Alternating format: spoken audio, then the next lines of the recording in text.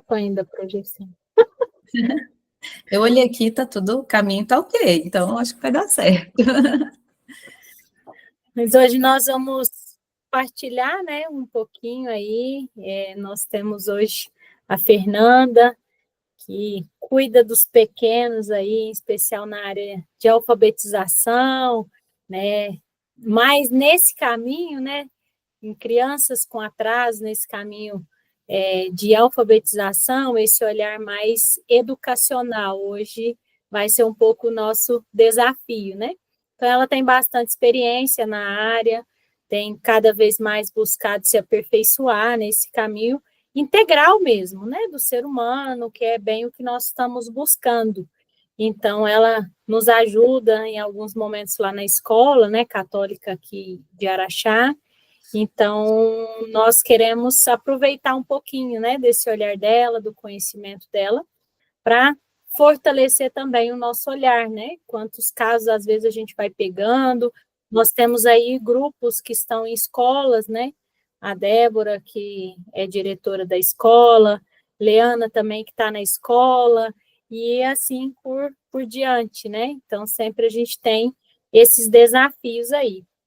Então, com certeza, pode nos ajudar nesse caminho, né, aí para você trazer um pouquinho para nós sua experiência, né, trocar um pouco de informação conosco nessa parte da alfabetização, né, o que está normal, o que não está, hoje é essa confusão aí para nós, né, está tão desordenado que nós perdemos até o olhar do que é ordem hoje, o que é natural, o que não é, né, então a gente gostaria de ouvi-la um pouquinho, né? Sua experiência, aquilo que você tem vivido. Seja muito bem-vinda, Fernanda. Muito obrigada por enquanto. Muito obrigada, é um prazer conversar com vocês, uma ótima noite para todas. Como a Irineia disse, nós vamos hoje conversar um pouco, eu vou projetar alguns slides, mas quero deixar bem aberto a vontade de vocês de perguntarem, de conversar um pouquinho, às vezes vai recordar de algum, às vezes, paciente, algum aluno, né, das suas vivências. Fiquem à vontade, sejam bem-vindas. Como a Irineia falou, meu nome é Fernanda, eu sou neuropsicopedagoga, atuo na área clínica, já trabalhei no âmbito escolar há mais de 23 anos, como professora, como coordenadora pedagógica, e a minha última atuação foi em um curso de psicopedagogia clínica institucional aqui no Araxá, na cidade de Araxá, no centro universitário, e a atuação que agora eu tenho dedicado os últimos 8 anos é no âmbito clínico. E nós vamos conversar hoje em relação a isso, né, de como estão, né, os indivíduos no geral. Eu até usei um termo mais geral do que ficar falando só, às vezes, da criança.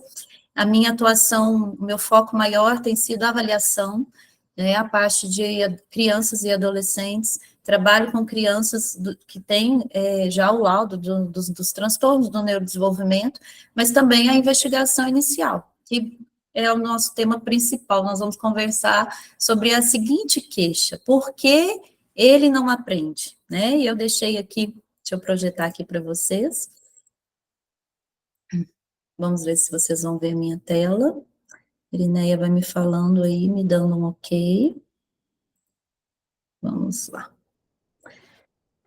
Eu coloquei... Só abrir, Fernanda. Oi? Só abrir. Está aparecendo, mas está aparecendo os outros slides. Tá, então eu vou projetar de um outro jeito. Um momento. Isso já aconteceu, tem que ser tela cheia.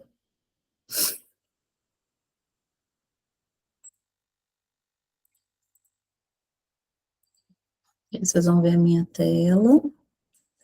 Rapidinho eu ponho aqui para vocês. Ok. E agora?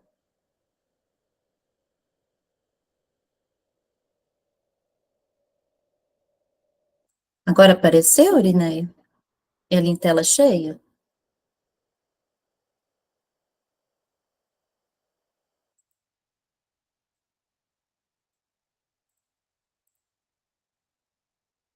Estava aparecendo na anterior, tá? Tá, obrigada. Então, eu vou voltar. Isso, ok? Ok. Só que eu vou entrar rapidinho pelo celular, só para eu ver o rostinho de vocês.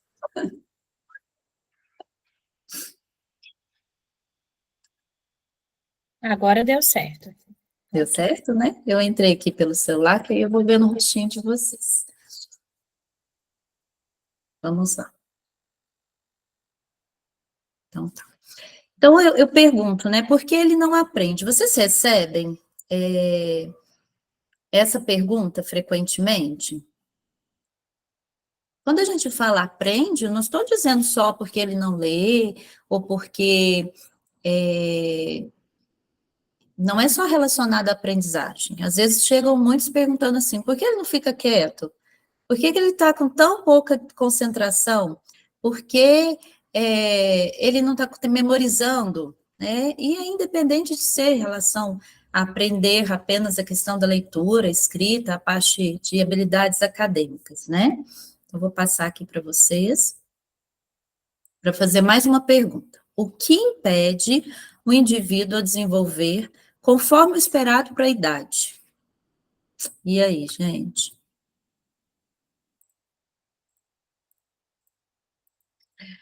Agora eu vou conversar um pouquinho. O que vocês acham? Essa pergunta é difícil, né, de responder, porque tem tantas situações, vocês concordam comigo? Mas eu quero ouvir a voz de alguém. Vamos lá, vamos partilhar? O que vocês acham que impede uma pessoa que veio ao mundo, né, que está aí no início do seu desenvolvimento, ou até um pouco mais velho, o que impede essa pessoa de desenvolver? O que vocês acham? Pode ser questões de desordem familiar, né? Já começou muito bem, Débora. Muito bem, isso mesmo. Mais algum fator? Eu acho que o uso excessivo de telas tem prejudicado bastante no desenvolvimento das crianças. As telas, né? Pessoal, a parte aí nós temos que pensar nisso também. Tudo bem. Acho que é essa linha de pensamento mesmo, é o que nós vamos conversar, é isso mesmo. São vários os fatores, né? Nós não temos um específico. Deixa eu entrar aqui novamente. Em Fernanda, Sim? eu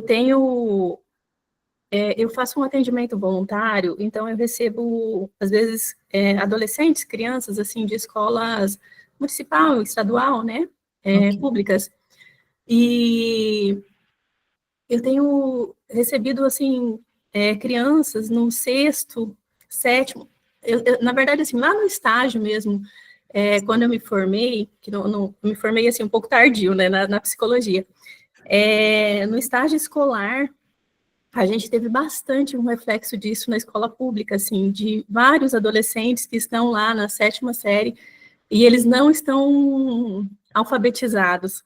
Uhum. E aí, assim, a gente vê muita rebeldia, muita irritação por parte desses adolescentes, são os que mais causam, assim, problemas e transtornos na sala, né? Os professores não conseguem lidar. E aí a gente foi, assim, investigando e vendo, e aí a gente conseguiu detectar, assim, que era... Porque eles não sabiam o que estava acontecendo naquele ambiente, eles não conseguiam acompanhar, né, matérias, e isso gerava toda uma desordem neles. Com certeza. E aí você partilhou muito bem, Leana, que em relação a se sentir muito frustrado diante do fracasso. E quando a gente fala que já chegou na adolescência, então eu recebo muitos adolescentes para avaliação, na parte, né, pedagógica, o que a gente sente com tudo isso? Que a autoestima deles já está muito rebaixada e que eles já chegam com um bloqueio muito grande. Então, quando você vai alfabetizar um adolescente, depois de tudo que ele já vivenciou, a primeira coisa que eu preciso fazer é mostrar para ele que ele é capaz de aprender. E ele aprende em qualquer idade, porque nós aprendemos em qualquer idade. E mostrar também que vários fatores levaram a esse fracasso. Então, chegar numa fase da adolescência sem estar alfabetizado, foi algo que foi num percurso, né, que ocorreu de uma forma muito difícil para esse adolescente, e que alguns pais até que me procuram, eles até já procuraram ajuda, mas às vezes essa ajuda infelizmente não chegou da forma correta. Então, tem muitos pais que procuram, sim, tem aqueles que vão deixar um pouco de lado, que eu falo que vai negligenciando isso até não ter mais jeito, e aí a maioria deixa de estudar, então a gente tem muita evasão por isso nas escolas. O adolescente, ele cansa, né, de ficar repetindo o ano, de não entender nada, então muitos deixam, né, infelizmente. Mas tem aqueles que as famílias a gente percebe que buscaram, mas infelizmente muitos profissionais não conseguiram conduzir da melhor maneira, e aí chega numa fase que está na adolescência sem saber ler, sem saber escrever, sem saber fazer os cálculos, enfim, sem saber o conhecimento básico, né? Pode falar, Flávia, por favor. Eu ia falar um pouquinho sobre isso mesmo que você falou na questão do condutor. A gente tem N situações que possam dificultar o desenvolvimento de uma criança. A gente pode trazer até questões biológicas mesmo, fisiológicas, e de ordem psicológica e emocional. Mas eu penso que todos eles podem chegar naquilo que é sua potência, né? Então, a grande ausência de um condutor para guiar essas crianças, né? E ali de bebê, de todas as fases eu falo que é do condutor. Isso. E tirar essa falsa ideia que a criança, o homem, por si só se caminha. Nós não fazemos esse aprendizado só, né? Então, assim, deixar que uma criança seja condutora da sua própria vida, sabe aquela coisa, o autor da sua vida, que a gente ouve tanto. Então, vamos lá, né? Empregado, vai isso. Aí o jovem também vai, e também, né? O adulto também. Então, assim, isso é um grande erro da sociedade de hoje, né? Então, achar que nós não teríamos necessidade daquele que deve conduzir a história de um homem. Então, assim, eu acho que isso aí também é o grande buraco do tempo de hoje. Assim. Com certeza. Nossa, eu concordo muito, e é isso mesmo, nós estamos discutindo aqui formas e maneiras de pensarmos diferentes, para pelo menos aqueles que a gente conseguir encontrar nosso caminho, nós vamos fazer um trabalho diferente, nós vamos conseguir enxergar além de uma dificuldade. E é isso que eu quero conversar também, né? O que vocês acabaram de partilhar, ele está relacionado a vários fatores. Então, não temos um fator só, né? Nós temos fatores genéticos, nós temos a questão dessa estrutura do cérebro. Lembra que vocês já partilharam que em relação às telas, as telas estão modificando essa estrutura do cérebro, né? Nós temos as questões culturais, né, e as relações precoces. Por quê? Porque aí eu volto de novo na questão da tela, e não só a tela. As crianças de hoje, elas estão deixando de receber estimulações básicas, né, importantíssimas para o seu desenvolvimento, e aí, como a Leana falou, chegam numa fase que deveriam estar alfabetizadas e não estão. Chegam numa fase que teriam que ter autonomia, não sei se vocês estão percebendo como anda a humanidade em relação à autonomia, a ter iniciativa, a saber planejar, a saber construir aí uma estratégia para resolução de problemas. Hoje, essa geração, ela se perdeu nesse sentido, e não porque o ser humano é incapaz, pelo contrário, todo ser humano aprende a ter um potencial muito maior do que aquilo que a gente já conhece. Eu falo que nós não sabemos nem a metade do que nós conseguimos, não. Porém, se eu não estiver com essas estruturas, essa construção, ela vai sofrer alterações. E aí são essas alterações que nós estamos recebendo em vários âmbitos, âmbito escolar, âmbitos clínicos, né? Dentro de casa, nossa família, a gente está percebendo tudo isso. Aqui eu trouxe para vocês, né, um pouquinho só sobre o que o cérebro que ele é particularmente sensível às experiências e ao ambiente durante o seu desenvolvimento. Então, vocês também já fizeram uma introdução sobre isso. Isso vai influenciar positivamente ou negativamente essa arquitetura e a funcionalidade, tá? Aqui eu vou passar um pouquinho para a gente chegar. Eu citei aqui alguns fatores, né, ambientais que vão mudar essa arquitetura do cérebro na primeira infância. Então, como anda? Agora vamos refletir. Como andam as questões do vínculo das crianças, dos adolescentes, né? Vocês provavelmente já ouviram falar desse estresse tóxico, né? Nós passamos por estresse no nosso dia a dia, mas até que ponto isso está chegando para essas crianças e o que esse estresse que está passando, né? Temos a questão, sim, nós moramos num país que ainda está em desenvolvimento. Então, nós temos a questão da pobreza, nós temos as questões de abuso, de negligência, como eu falei aqui, né? Chegar no 7º ano ela falou, ela citou, o que aconteceu nesse percurso para chegar numa idade dessa, né? Nós temos a questão da depressão, que está cada vez maior, né? E entre outros fatores. São muitos fatores, eu coloquei aqui algumas imagens apenas para ilustrar, mas nós precisamos primeiro pensar em tudo isso. Como a Irineia falou, hoje nós estamos ouvindo muito sobre um transtorno, é uma doença, é algo que nós vamos agora, apenas a maioria dos pais procuram, às vezes, médico, e aí já vai medicar, e aí vai começar ali com um laudo que vai deixar um rótulo naquele indivíduo para sempre, não que eu seja contra, quando a gente existe situações de transtorno, sim, existem situações que a gente sabe que precisa saber o porquê que esse atraso está acontecendo, mas nem sempre a situação é assim. Aliás, 70% vocês já citaram do que acontece, né? O núcleo, a base familiar, as questões do que eu estou citando aqui, tudo isso vai interferir nesse desenvolvimento, que tem um grande potencial, mas que pode estar atrasado por isso. Então, como que a gente identifica esses atrasos? Rapidamente, eu coloquei aqui que nós, como educadores, como profissionais, nós temos que saber saber identificar esses atrasos, né?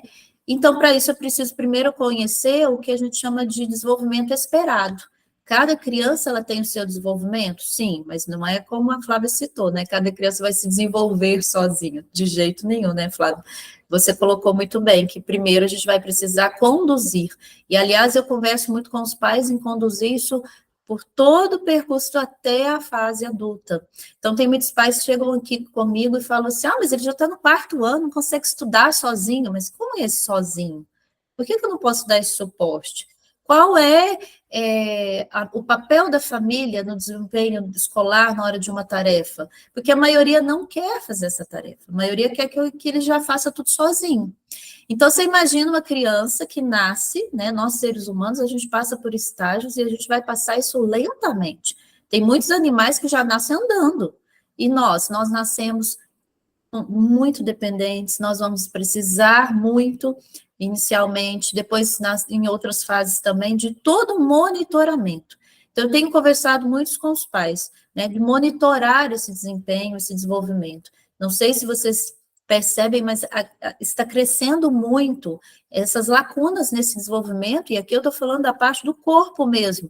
São crianças que não brincam, são crianças que não são estimuladas a parte motora, então estão andando de forma tardia, estão falando de forma tardia, e aí a crescente do diagnóstico, né? Então, hoje eu tenho crianças muito cedo já com transtorno do desenvolvimento da linguagem, o TDL.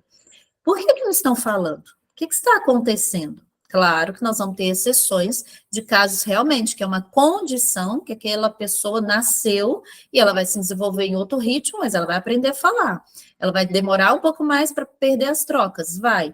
Mas o que está acontecendo, né? Então, aí, recentemente eu ouvi de muitos médicos, né? Eu participei de um congresso, eles estavam falando muito em relação ao autismo e que muitos agora estão revendo esse laudo depois da pandemia. Mas essa criança não estava no meio onde ela foi inserida de pessoas que falam? Mas por que essa criança, então, apresentou esse atraso e foi melhorar depois que voltou para a escola, depois que passou a pandemia? Porque não estavam falando com essa criança. Porque os pais estavam deixando essa criança nas telas.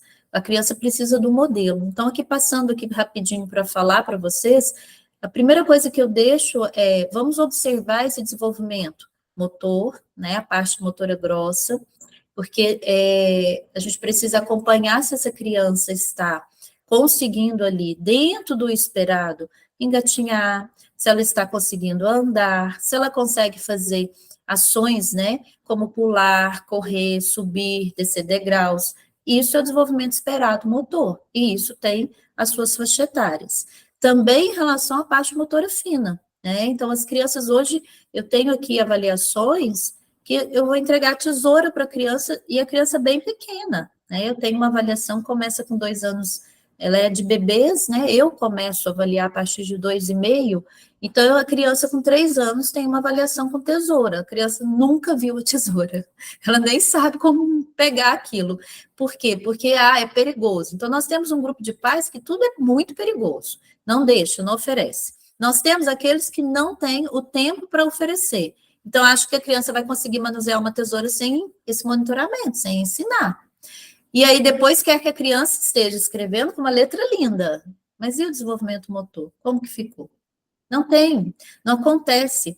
Então, é uma realidade, aí partilhando já vivências, que eu converso muito com os pais ensinando o básico, ensinando para eles que a criança precisa brincar. E como é esse brincar?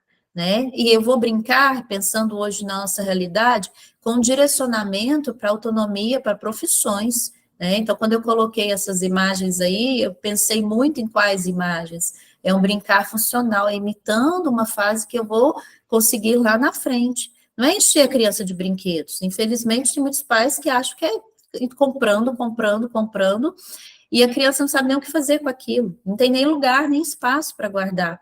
E quando você entrega algo muito mais simples, aí a criança quer construir, quer fazer colar, quer aprender a costurar, porque nós temos materiais apropriados para as faixas etárias, não estou pensando em dar algo perigoso. Eu falo de uma tesoura sem ponta, uma tesoura que vai ter o quê? Um adulto do lado fazendo monitoramento, né? E aí a questão que eu falei, já iniciei do desenvolvimento da linguagem. Então as crianças só vão falar se alguém falar com elas, se alguém conversar com elas, se alguém ensinar a elas o nome das coisas. Então eu tenho também um teste aqui na clínica que a criança vai fazer de fluência verbal. Gente, cadê o repertório das crianças de hoje? Cadê o repertório de conhecer, de falar o nome, né? Ele fica no joguinho, ele vê na televisão, por isso que ele tem um ótimo vocabulário. Não tem. Aquilo vem pronto, o cérebro não se esforça para poder aprender aquilo. Então, ele vai aprender vendo você falar, ele vai articular as palavras. E eu vou parar aqui um pouquinho para explicar algo para vocês, muito importante em relação a essa parte do desenvolvimento, que eu falei, então, 3, né? A parte motora, a parte motora fina, motora grossa e a linguagem. Então, eu preciso, falando lá na alfabetização, que a criança perceba esse som. Então, eu vou ter que ensinar, eu vou ter que mostrar para ela, né? Eu pego alguma coisa e falo, olha, a cola, né? E aí tem muitos que não conhecem objetos básicos, simples, e eu preciso mostrar isso para elas. Porque a criança, a primeira habilidade, para vocês aí que trabalham com a educação, eu preciso ensinar a criança uma habilidade chamada habilidade de aprendiz. Então, eu tenho feito algumas palestras aqui na cidade, e aí os professores preocupados em ensinar letra, números, né, fazer contas, alfabetizar. A criança não para na sala de aula, ela não senta. E aí eu vou pensar em alfabetizar. Como que eu vou alfabetizar uma criança? 3 coisas importantes. Ela precisa imitar, a imitação. Então, quando eu falo desenvolvimento motor, quando eu falo desenvolvimento de linguagem, a primeira coisa que eu olho é se a criança imita, porque ela vai aprender imitando. A gente anda porque viu outras pessoas andarem. A gente fala porque ouviu alguém falar conosco. Então, a questão de potencializar aquilo, mas isso é aprendido. Não é? Se eu te mostrar agora um texto em chinês e falar, leiam, gente, mas vocês já não leem? Por que vocês não estão lendo em chinês? Ninguém ensinou isso para vocês. Tem que ser ensinado. Então, a gente explica muito para os pais, então eu falo que um papel do terapeuta hoje, do educador, é fazer essa orientação parental. E nós não podemos desistir dos pais, eu falo muito isso também, porque tem os pais que não querem, né? É aquela questão, ou é muito autoritário, ou é muito permissível, ou, então, assim, os pais se perderam muito nessa educação, nós estamos sabendo, nós temos a clareza disso, então a gente tem que mostrar o básico mesmo, sabe? Quem é a referência na sua casa? Você. Então, vamos tirar essa criança da tela e vamos ensinar? Como que eu ensino? Eu falando. Então, eu passo isso para os pais, crianças com dificuldade de decorar as letras do alfabeto. Eu falo, olha, mamãe, agora essa semana, o papai, o responsável, você vai passar a semana mostrando as coisas da sua casa e perguntando para a criança que letra começa, que som que ela está ouvindo. porque ela precisa descobrir que o mundo é letrado, e que as coisas têm nome, e que esse nome a gente produz falando, e aí depois a gente vai pensar em ler e escrever. Quando eu falei de habilidade de aprendiz, então eu tenho um paciente que só anda. Então, quem tem aí realidade das escolas, ele só anda, ele quer andar só no parque. Por que ele gosta do parque? Está livre, está correndo, está explorando, né? E não quer sala de aula. Sala de aula é demanda. Sala de aula eu tenho que sentar e eu vou ter que prestar atenção e eu vou ter que registrar. Não quero isso, vou fugir disso. E aí, muitas escolas, infelizmente, para não ter uma desregulação, geralmente essas crianças já têm algum tipo de laudo dentro dos transtornos do neurodesenvolvimento, vão deixando a criança criar rotina. Aí vai chegar no 7º, não, vai chegar no ensino médio sem estar alfabetizado. Porque ele não vai alfabetizar, ele não vai conseguir, se não tiver o quê? Habilidade de aprendiz. Ele tem que aprender a imitar, ele precisa aprender a sentar, e tudo isso a gente faz com qualquer criança, com qualquer adolescente, com o ser humano, ele nasceu sim com prontidão para aprendizagem. Mas eu preciso primeiro saber o quê? Conhecer ele na sua individualidade. Então, eu já tive caso de uma criança, e eu estava em âmbito escolar, que o PEI, né, que a gente fala, o PDI, o Plano de Desenvolvimento Individual, ou PEI, né, educacional dessa criança era conseguir que ele seguisse a rotina da sala. E isso é diferente de conseguir seguir o currículo da sala, porque ele era uma criança não verbal, não falava, não sentava, não olhava nos olhos, com várias questões aí a serem trabalhadas. Mas eu vou passar o ano inteiro deixando essa criança, então, só andar na escola? Não. Então, o que eu posso fazer? Eu vou ter que fazer uma rotina. É simples isso. Eu vou fazer uma rotina com a criança dentro daquilo que ele gosta muito inicialmente, e depois a gente vai intercalando essas demandas. Até o meio do ano, essa criança já estava dentro da sala de aula. Então, ele precisava aprender a sentar. A gente vai mensurando o tempo de atenção, quanto ele consegue, para poder ampliar isso. Essa é uma conversa, às vezes, para um outro momento, depois a gente volta para pensar em planejamentos, né? Mas só para explicar para você sobre isso. Existem diferentes maneiras de se comunicar, de conversar, de partilhar a fala, mas ali eu estou mostrando sobre os marcos. Então, a criança não está nem fazendo balbuceio. Lá, quando bebê, isso tem um sinal de alerta. Ah, então alerta para transtorno. Não, alerta para atraso. Então, alguém está falando, sabe aquele contato com a mãe, o bebê, que você vai explicando para a criança que você está tirando a roupa dela, porque ela vai tomar banho, e você está explicando todo o processo do banho. Gente, a maioria dos pais acham que não é assim. Vai dar o banho rápido, porque o tempo correndo, e essa criança vai começar o quê? Como que ela vai desenvolver a fala? Como que vai ser o desenvolvimento da fala dela se ela não está exposta à ensinagem? Alguém ensinando ela. Então, a criança, quando eu trabalho com alguns pacientes com apraxia de fala, claro, ele tem a fono, né, a terapeuta da fala é a fono, e eu estou fazendo um trabalho de alfabetização. Então, eu preciso falar um comando muito simples para essa criança repetir, mas ela consegue repetir. Então, eu falo, ler, nós vamos ler, repete. Aí eu falo a palavra, ele vai repetindo, a gente vai trabalhando. Consegue. Gente, isso eu estou falando de uma criança com uma condição muito severa. Ela nasceu com uma deficiência intelectual muito severa, um autismo muito severo, uma apraxia de fala. Mas ela mas consegue ler. Está com 12 anos. Mas aprendeu a ler? Sim. Porque é isso que é o mais importante quando a gente tem uma condição assim. E o transtorno da linguagem está muito presente hoje, tá? Então, para vocês aí pensarem em relação a esse atraso. Então, aquela criança que fala, mas às vezes fala as palavras todas incorretamente, muito fonema, muita troca de fonema. E alguns pais chegam aqui por volta de 5 anos e não percebem que a criança está pulando R, por exemplo. Eu acho que de vez em quando ele fala assim, de vez em quando ele fala uma palavra com a letra R. Pula a letra ou coloca o L no lugar. E isso até 5 anos ainda é esperado, mas o que a gente tem hoje de comprovação científica? Que a gente tem que estimular antes. Nós não podemos esperar. Depois ele vai aprender. Não vai. Isso é posição de língua, é a forma que a fono vai trabalhar com ele, de como ele precisa ali para alcançar esse som. Então, a gente precisa fazer isso de uma forma precoce também, né? E aí a gente precisa fazer essa orientação para as famílias, porque nem sempre eles observam isso. Então, voltando aqui com vocês, Deixa eu só compartilhar. Em relação ao desenvolvimento da linguagem, né? Então, o que que a gente precisa? Ah, desculpa, eu acho que eu interrompi, eu fui só ocultar.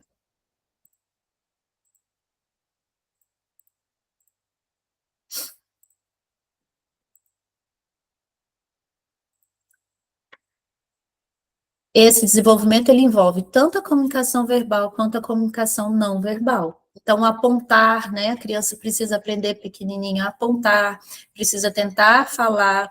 E aí, antes de passar para a prática cognitiva, nós temos muito um grupo que fala pela criança. Então, nós temos que observar isso também. Então, algumas crianças estão com atraso, porque a criança só olhou, a mãe já está entregando tudo, se é o brinquedo, se é a água. Então, o desenvolvimento pode estar tardio também em relação a isso. Então, nós estamos falando que vários fatores mais ambientais estão levando a esses prejuízos. E quando a gente fala também de outros desenvolvimentos, nós estamos falando da parte de cognição, né, da parte do desenvolvimento social, emocional e comportamental, né, que engloba tanto as funções cognitivas, memória, atenção, raciocínio, solução de problemas, como eu citei, as habilidades comportamentais, como capacidade de resposta a situações adversas, né, autorregulação e interação. Então, aqui, explicando para vocês o que seria uma sequência esperada de desenvolvimento, né? E aí, eu quero dar bastante ênfase agora em relação à fase inicial, porque é uma fase que eu aprofundei muito, tenho estudado muito, e sei que essa estrutura do cérebro que eu comecei a falar lá no início com vocês, ela tem até 6 anos, né? Um momento que a gente chama de janelas de oportunidade. Então, o nosso cérebro faz mais conexões até essa faixa etária, principalmente quanto mais nova. Então, eu preciso que a criança seja exposta ao desenvolvimento da linguagem, exposta ao desenvolvimento motor, para que ela consiga fazer essas conexões e conseguir também, dentro do que é esperado para a faixa etária, alcançar esses objetivos. Então, eu só vou ter uma criança e um adolescente que saiba ler, escrever, fazer cálculos, que tenha uma boa memória, que tenha uma boa atenção, que saiba buscar estratégias que a gente, né, trabalha aí com as funções executivas, pensando nisso. Se nessa fase inicial, desses marcos que eu falei com vocês, essa criança foi exposta a estímulos, e aí é aí que nós estamos aí tendo essas defasagens, porque, infelizmente, os estímulos estão cada vez menor, a sociedade está ficando doente, então os pais não estão sabendo estimular corretamente, então para a criança ficar quieta, se dá uma tela, e aí a falta de paciência, de levar nos lugares, do estímulo geral. Então, até 6 anos de idade, né, a criança, eu gosto de comparar uma esponja. Imagina uma esponja quando você mergulha, né, num recipiente cheio de água. Suga, e muito. Então, é ali que nós precisamos trabalhar muito essas habilidades, essas básicas que eu falei. Então, chegam aqui na clínica assim, olha, ele não tem atenção. Aliás, ele tem atenção só para aquilo que ele gosta. Ele joga, passa níveis de jogo, mas atenção, não, é preguiça. Já viram a palavra preguiça? Estou vendo aqui a cabecinha de vocês, assim. Todo mundo fala preguiça, a palavra preguiça, né? Mas o que essa criança foi exposta até agora? A ter uma lentidão. Lentidão. Ela fica lenta no processo. Então, quando ela chega no momento de alfabetização, ela tinha que estar em outro ritmo, mas outro completamente diferente disso que eu acabei de mostrar. Aí a criança não tem um corpo desenvolvido, ela é, né, muito molinha, a pega muito frágil, e eu entrego um lápis. Ela não consegue segurar o lápis. Aí ela começa a apresentar qual comportamento? Como diz a mãe, de preguiça. Mas isso é porque a demanda está muito grande para ela. Porque eu cheguei até 6 anos de idade como um bebê. Então, sabe aquelas mães que vão esticando o bebê? Não vai parando, sabe? Então, a criança já está lá com 6 anos de idade. Vou dar um exemplo recente. 9 anos de idade usando mamadeira. 9 anos. Recente. 9 anos. Ah, porque o irmão foi até os 13. Eu olhei assim. Entenderam? Eu falei, mamãe, mas não é uma questão de usar um objeto ou não, é o que remete a esse objeto. E aí, como estava esse paciente? Gente, um paciente com total potencial de estar lendo e escrevendo muito bem, está no 4º ano. Tem aí toda a inteligência preservada, porque, claro, que é o neuropsicólogo que faz esse tipo de testagem. Eu faço um rastreio, né? Olho como é que está a atenção, memória, funções executivas, linguagem. Aí que eu entro na parte de avaliação acadêmica. Ele estava indo bem. Aonde que ele não saiu bem? Na acadêmica. Você fala, mas o que está acontecendo? Insegurança, nos testes que precisava planejar, ter ações, ele estava muito inseguro, porque ele pensou, você não vai me ajudar? Todo mundo me ajuda, todo mundo me entrega tudo na mão. E aí eu fui exposto a um ambiente de testagem, um bom vínculo que eu construí com essa criança, eu faço isso com todos os meus pacientes, porque eles sabem que estão sendo testados, então a gente precisa aí pensar muito nisso. E aí ele estava super à vontade até chegar na leitura, na escrita, na aritmética. Ele ficou, tadinho, eu fiquei com dó, porque ele ficou decepcionado, porque ele queria me mostrar que sabia, que ele estava indo muito bem nos demais, então, ou seja, as estruturas básicas para aprendizagem estavam preservadas. Mas quando chegou nessa parte, esse pacientinho ficou muito chateado. Gente, ele saiu daqui chateado. Eu vi que ele não estava bem, eu tentei terminar de uma outra forma, mas ele saiu assim, arrasado, porque ele não conseguiu fazer um ditado, fazer a leitura com fluência, estava tropeçando muito nas palavrinhas, não conseguiu a parte de matemática, levou muito tempo, ele mesmo percebeu, se perde nessa estratégia. Aí a gente pergunta, essa criança então tem um transtorno de aprendizagem? Não. Esse eu afirmo que não. Não tem. Ele precisa de mudanças rápidas no ambiente, na forma de expor, né, de estimular essa criança. Vai iniciar agora uma intervenção, vamos caminhar com essa família para eles entenderem isso. A primeira coisa que eu pedi foi para tirar uma madeira, não só isso, tem outras questões também. Pedi para tirar, falei, mãe, não é, a gente precisa entender desses marcos. Então, assim, o que eu estou partilhando com vocês são vivências que vocês têm também, mas a gente precisa entender o que está levando esse atraso, né? E aí, as crianças e adolescentes de hoje, como é a memória deles? Como é que está a atenção deles? Porque o laudo de TDAH nós temos assim, aos montes, né? Chega pilhas aqui, né? Eu falo, gente do céu. A memória deles está cada vez mais prejudicada. Por que fica raso essa memória?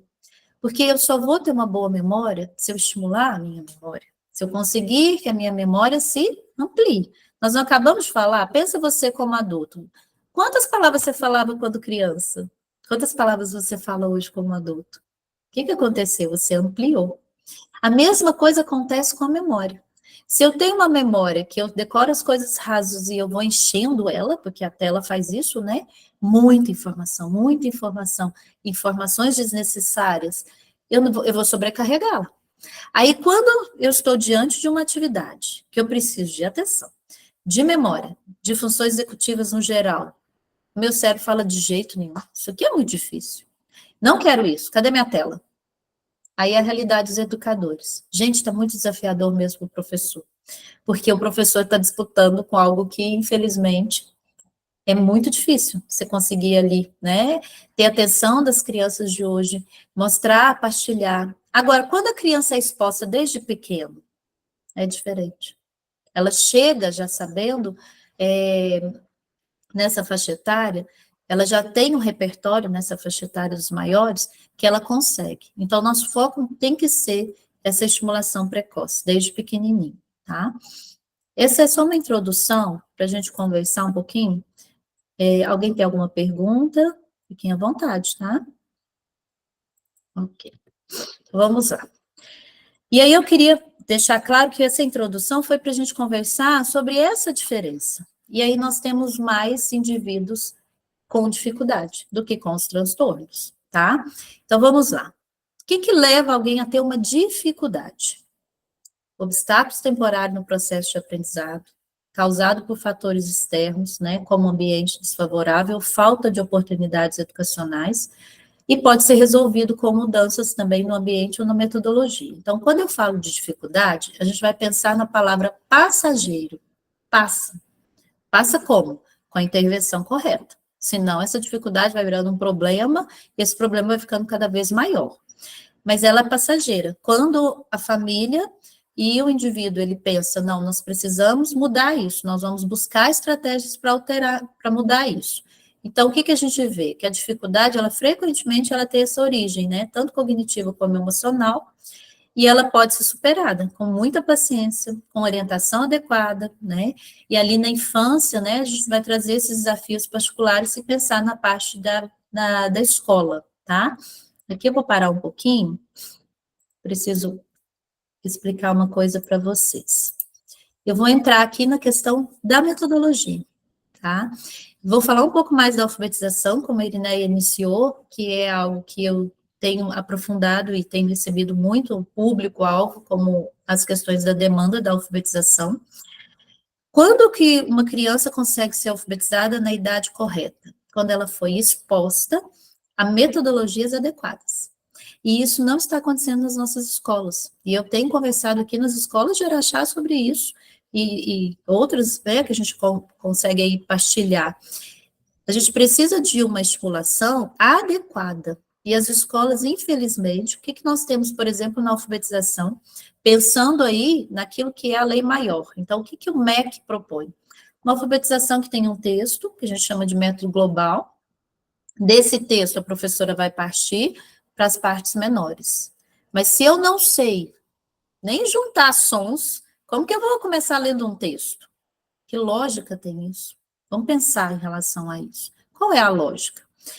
A maioria aqui tem um rostinho mais novinho, então vocês foram alfabetizadas muito provavelmente dentro dessa metodologia. Eu passei por muitas fases dentro da educação, porque a educação, ela é baseada em fase e moda, né? A moda de que agora ninguém pode corrigir as crianças. Que moda foi essa? Então, a criança vai escrever casa com Z o resto da vida. É a moda. Agora nós vamos deixar que ele seja o protagonista. Essa moda está até hoje, como a Flávia começou aqui e abordou. Então, a criança vai ser o protagonista do seu desempenho, do seu desenvolvimento. Sei. E quem que vai ensinar isso para elas? Então, são muitas modas. E a educação no Brasil, ela é feita de cópias, copia ideias de outros países, mas sem uma fundamentação, sem implantar, sem pensar na nossa cultura, né?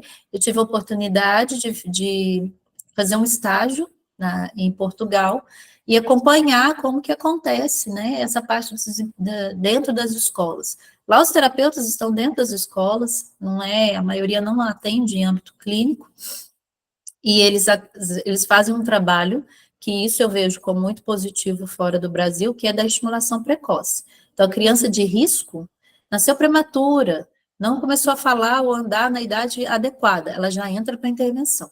Elas não ficam esperando isso, que aqui a gente escuta os pediatras assim, para as mães. Põe na escola, que aí ele vai melhorar a fala. Quando ele entrar para a escolinha, ele vai aprender a falar. Eu entendo que essa troca de estímulo em relação aos pares favorece. Então, se uma criança de 1 ano vê outra criança de 1 ano, a professora está conversando, as crianças começam a conversar, a imitação vai favorecer. Mas quando há um atraso, a gente tem que entrar com a estimulação precoce, falando antes. E aí, quando eu parei os slides para falar de metodologia, o que a gente percebe é um ensino muito raso, né? Então, assim, eu já estou dando o exemplo de prática. Um paciente estava tentando aprender o sistema monetário. Aí a mãe me mandou um áudio assim: Fernanda, ele não está aprendendo o sistema monetário. Eu falei, mãe, ele está simulando, ele está levando um tempo maior, mas ele está aprendendo. O problema é que o livro didático dele já entrou na multiplicação, já fechou essa parte, e eu já te falo que daqui 3 semanas ele vai entrar na divisão. 3º ano, anos iniciais do fundamental. O que essa criança precisava? De mais tempo, de conseguir aprofundar, para aprender mais sobre o sistema monetário, que é algo significativo para ele no dia a dia, na vida dele. Ele estava sem tempo, porque ele tem que preencher o livro, sabe? O capítulo 1, capítulo 2, capítulo 3, capítulo 4, e assim vai. Em todas as escolas, tanto no âmbito particular quanto na escola pública, se faz muito isso. E aí, o que acontece com a nossa memória?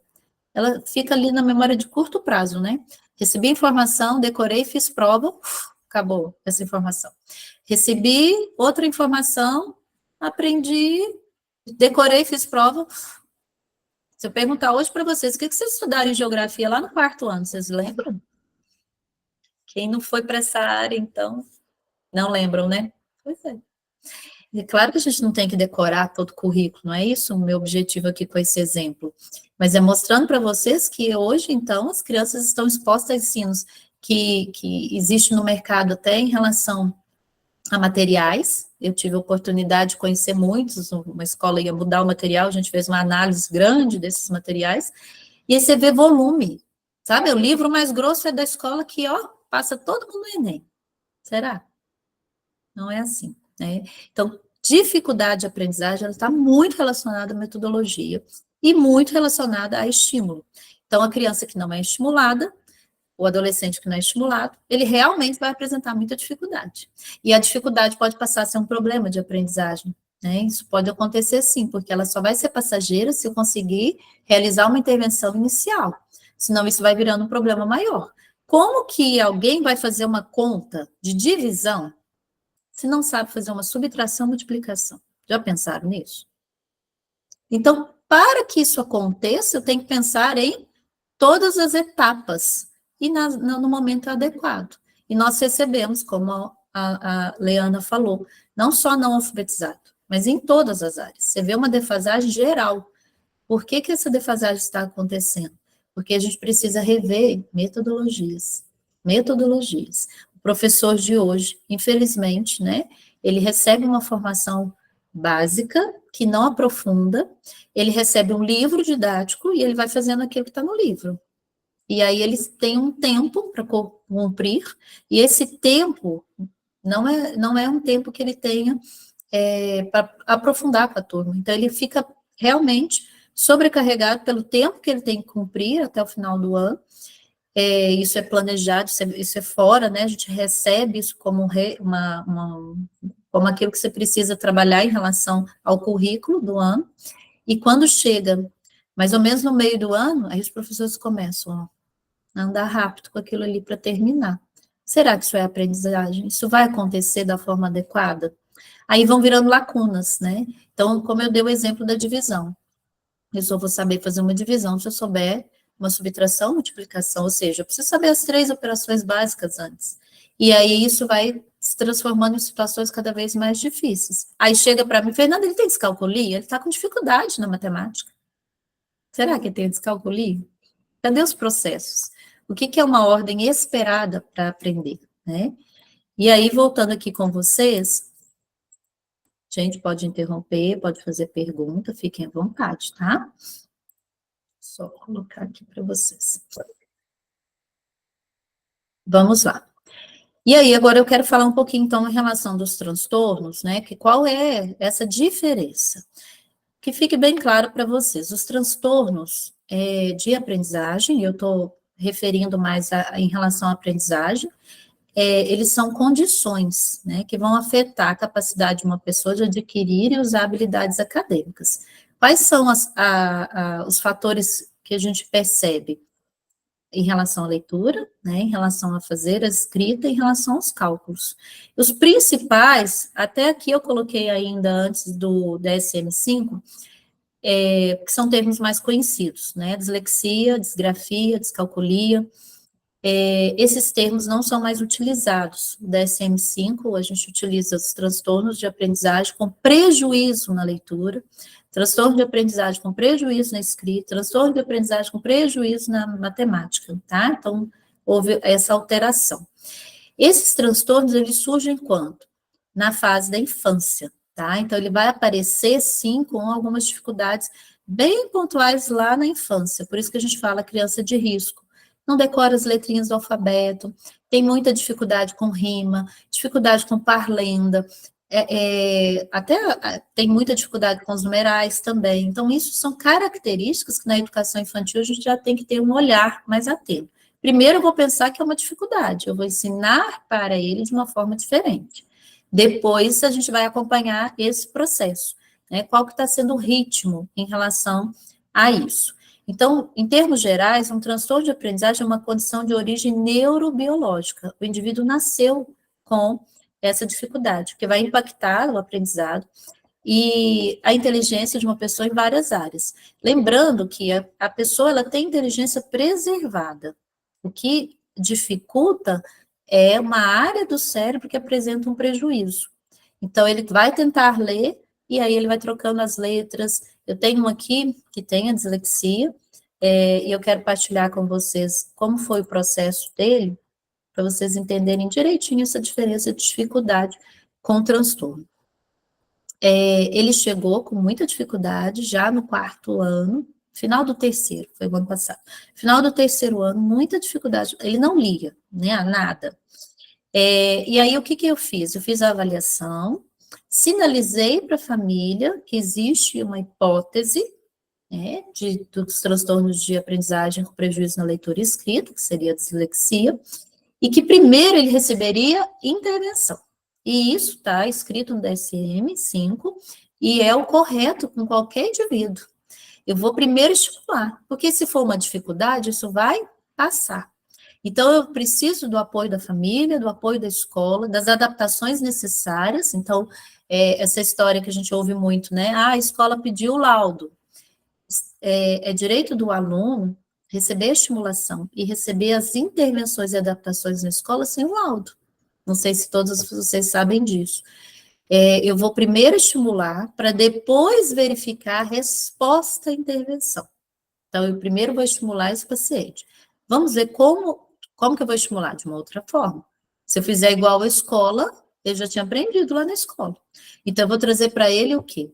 O que nós temos hoje comprovado, em relação à alfabetização, metodologia fônica, né? Método fônico. Eu vou ensinar sons das letras. Quando eu vou aprender a palavra bola, e a gente aprende B mais O, B é o nome da letra. O nome da letra com o outro nome da letra não forma o som bó de bola. Vou dando um exemplo para vocês, ó. B, O, formou bó? Não. Então, como que a gente entende em relação à alfabetização que fica se ensinando B mais O? B mais O é o nome da letra. Agora, se eu fizer esse som, B, O, B, viu que formou? Só de fazer o som. E aí, essa criança que eu estou explicando para vocês, ele passou por esse processo de ensinar primeiro os sons das letras, e depois eu fui juntando esses sons com ele para ele aprender as sílabas, depois para aprender de sílabos, palavras de sílabos, né? Bola, dado, pato, só sílabas simples e de sílabos. Depois passamos para a leitura de trissílabo. O que fez, como que foi a continuidade da investigação dele? O ritmo dele muito lento. Uma criança que você ensina as vogais, que são abertas, né? Ah, quando eu falo A, eu já falo o som. Ó, quando eu falo ó, eu já estou falando o som. E ele troca isso na leitura. A dificuldade dele é bem com as vogais, no caso. Ele vai ler a palavra, não bola, porque eles têm inteligência preservada, ele decora. Então, ele não fica se labando para falar bola. Mas se eu pegar, por exemplo, boné, né, uma outra palavra que não é tão frequente, agora já é, ele lia bu em vez de bó, ele lia na em vez de né. Então, ficava buná. Olha que palavra que desceu do palavra, e ele tinha essa dificuldade de conseguir ler as vogais. Então, o ritmo dele foi lento, muito lento. Aí, o que eu pedi? Avaliação neuropsicológica e avaliação fonoaudiológica completa da linguagem. Reunir com os profissionais, e aí que nós encaminhamos para a parte médica. Depois de toda essa equipe multidisciplinar constar nas avaliações que essa criança apresentou um ritmo muito lento, sendo exposta ao estímulo. Entenderam a diferença entre dificuldade e transtorno? Ele recebeu a estimulação, que é no mínimo 6 meses, e aí a gente fez uma outra investigação.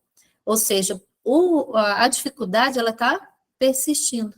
Então, devido a essa dificuldade e esse tempo, é que eu caminhei para parte do transtorno de aprendizagem com prejuízo na leitura e escrita, que é a dislexia. Esse foi um exemplo. A mesma coisa acontece com o TDAH, por exemplo. Você recebe uma criança que não tem atenção. Então, o que eu tenho que fazer? Trabalhar a atenção. Eu vou habilitar essa atenção. E aí eu vou fazer com vários recursos. Claro, o âmbito clínico nos proporciona isso. Você consegue fazer o estímulo de uma forma diferente.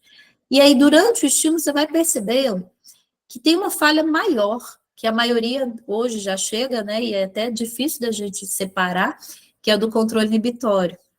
Vai agindo por impulso.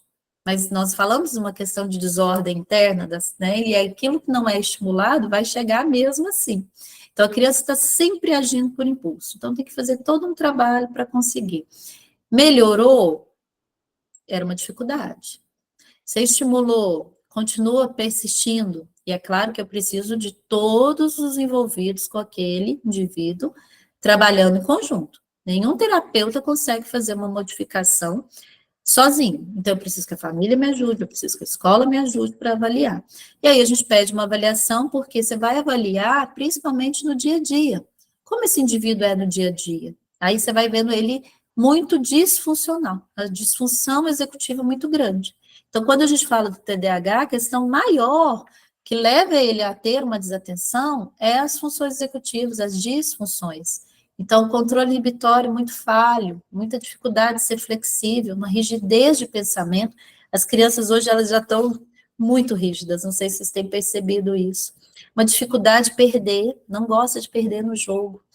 Tudo tem que ser do seu jeito, mas se eu sou exposto a um ambiente que me entrega tudo na mão, que eu sou o rei e a rainha da casa, gosto de citar esse exemplo, né? Então, como que a criança não vai ter rigidez comportamental? Ela não vai ter flexibilidade. E quando você está fazendo uma atividade de jogo no âmbito clínico, uma das habilidades mais recrutadas é a flexibilidade. Olha, eu fui por aqui, estou perdendo. Opa, deixa eu ir por aqui. Eu tenho que mudar a minha estratégia. A criança mantém-se naquela estratégia, ela erra a mesma coisa o tempo todo. Isso são características do TDAH? São. Rigidez comportamental é uma característica do autismo? É. Mas a maioria, lembra? É uma dificuldade.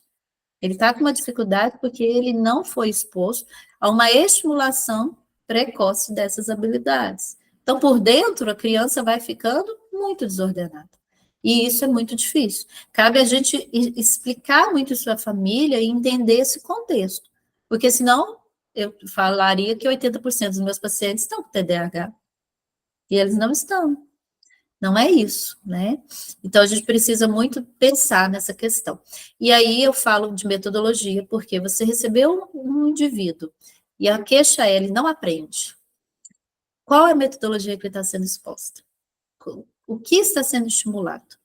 Como que está sendo o tempo dele? Ele está conseguindo ter tempo para aprofundar? Então, é isso que a gente precisa pensar, tá? Antes da gente pensar que isso é um transtorno. Vamos lá.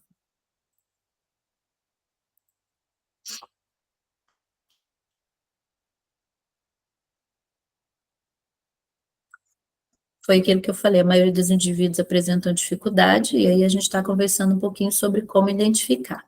Eu queria, agora que eu cheguei na parte que eu quero conversar um pouco com vocês, e principalmente ouvir de vocês, né? A primeira coisa que eu preciso é conhecer esse indivíduo, né? O indivíduo que te procurou com alguma demanda, é a hora de conhecer ele. No âmbito, eu acho que tanto o âmbito clínico quanto o âmbito escolar, a gente precisa fazer uma boa reunião de anamnese. E isso é algo que provavelmente já é da prática de vocês, mas lembro de, quando a gente fala na anamnese, é porque a gente está formalizando as práticas no âmbito clínico, mas uma boa conversa com a família, né? Acolher essa família, conhecer esse indivíduo, entender além da queixa, porque lembra, a família te procurou com uma queixa, não, ele não presta atenção, ele não tem boa memória, ele não aprende, ele não está lendo. A família chega com essa queixa. E eu gosto de fazer perguntas, e isso é uma partilha com vocês, que eu aprofundo um pouquinho. E eu fico, assim, atualmente, observando muitas famílias que não conseguem responder perguntas básicas. Do que ele brinca? O que ele gosta de fazer? Não sabe do que ele brinca. Eu descubro aqui na clínica do que ele gosta, porque muitos, infelizmente, deixaram de enxergar isso, né? Eles falam, às vezes, dos brinquedos que compram para as crianças, mas muitos pais, infelizmente, não observam o que eles fazem. E também não observam qual acesso eles estão tendo em relação às telas, que eu vou falar daqui a pouquinho também. Então, faço uma reunião e eu falo, fiquem atentos a esses fatores que impedem esse indivíduo, né, de se desenvolver. Diversos fatores, como eu falei, vão atrapalhar nessa aprendizagem. E vamos falar, então, um pouquinho do uso da tela, né? que é o tempo excessivo diante de um eletrônico. Então, aí eu volto aqui com vocês. Esse é um fator que está realmente mudando essa arquitetura do cérebro. E existem países que estão pensando em proibir, né, abaixo de 18 anos. Gente, imagina, estudos, 18 anos. O Brasil, ele coloca tela, o Brasil e várias realidades, não é só aqui. A criança, bebê, no carrinho de bebê já tem uma tela. Já tem um suporte no carrinho de bebê. Então, vamos pensar o que está acontecendo com essa moçada. A moçadinha de hoje precisa pensar, precisa colocar esse cérebro ativo, né? E como que vai fazer isso se ele está acostumado só a receber? Então, a tela, quando a gente fala tela, é aquela criança que acorda, assiste um desenho. E numa boa anamnese, uma boa reunião com os pais, a gente consegue verificar isso. Então, assistiu um desenho. O que ele faz depois? Aí ele pega o celular um pouquinho. Peraí, mas ele estava no desenho. Então, ele estava numa tela. E aí ele vai para o celular. E do celular, não, e depois ele joga um pouquinho no videogame. Peraí, então ele estava na tela do desenho, foi para a tela do celular, veio o YouTube, depois foi para a tela do videogame. E aí, gente? Aí ele chega na escola. Aí deixa eu contar para vocês essa também vivência na escola. Eu tinha crianças que já na fase, eu fiquei 8 anos na coordenação, e 12 anos na coordenação e 8 anos na pré-escola, que é a idade de 4, 5 a 6 anos. Fechamento da educação infantil. Eu tinha aqueles alunos que chegavam até com o cabelinho assim, que tinha acabado de acordar. Ele acordou, ele dormiu a manhã inteira. E aí o professor faz uma roda de conversa para iniciar e partilhar ali com eles o tema. Gente, ele está longe, ele está acordando. Aí o professor fala, agora vamos fazer a atividade. Qual? Aí vem a queixa. Fernanda, não tem atenção. Esse aluno, ele não tem atenção, ele não tem boa memória. Gente, ele não acordou, ele está acordando no meio da aula. Aí depois das 3 horas, depois do lanche, gente, como que fica essa criança? Muito ativa. Ela está com muita energia numa hora que todo mundo já tinha que estar acalmando. Ela tem muita energia. Aí ele começa a levantar demais do lugar, mexer demais com os outros colegas, derrubar os objetos. Então ele tem TDAH e impulsividade. Será? Aí outra vivência. Eu estava partilhando com vocês em relação à tela.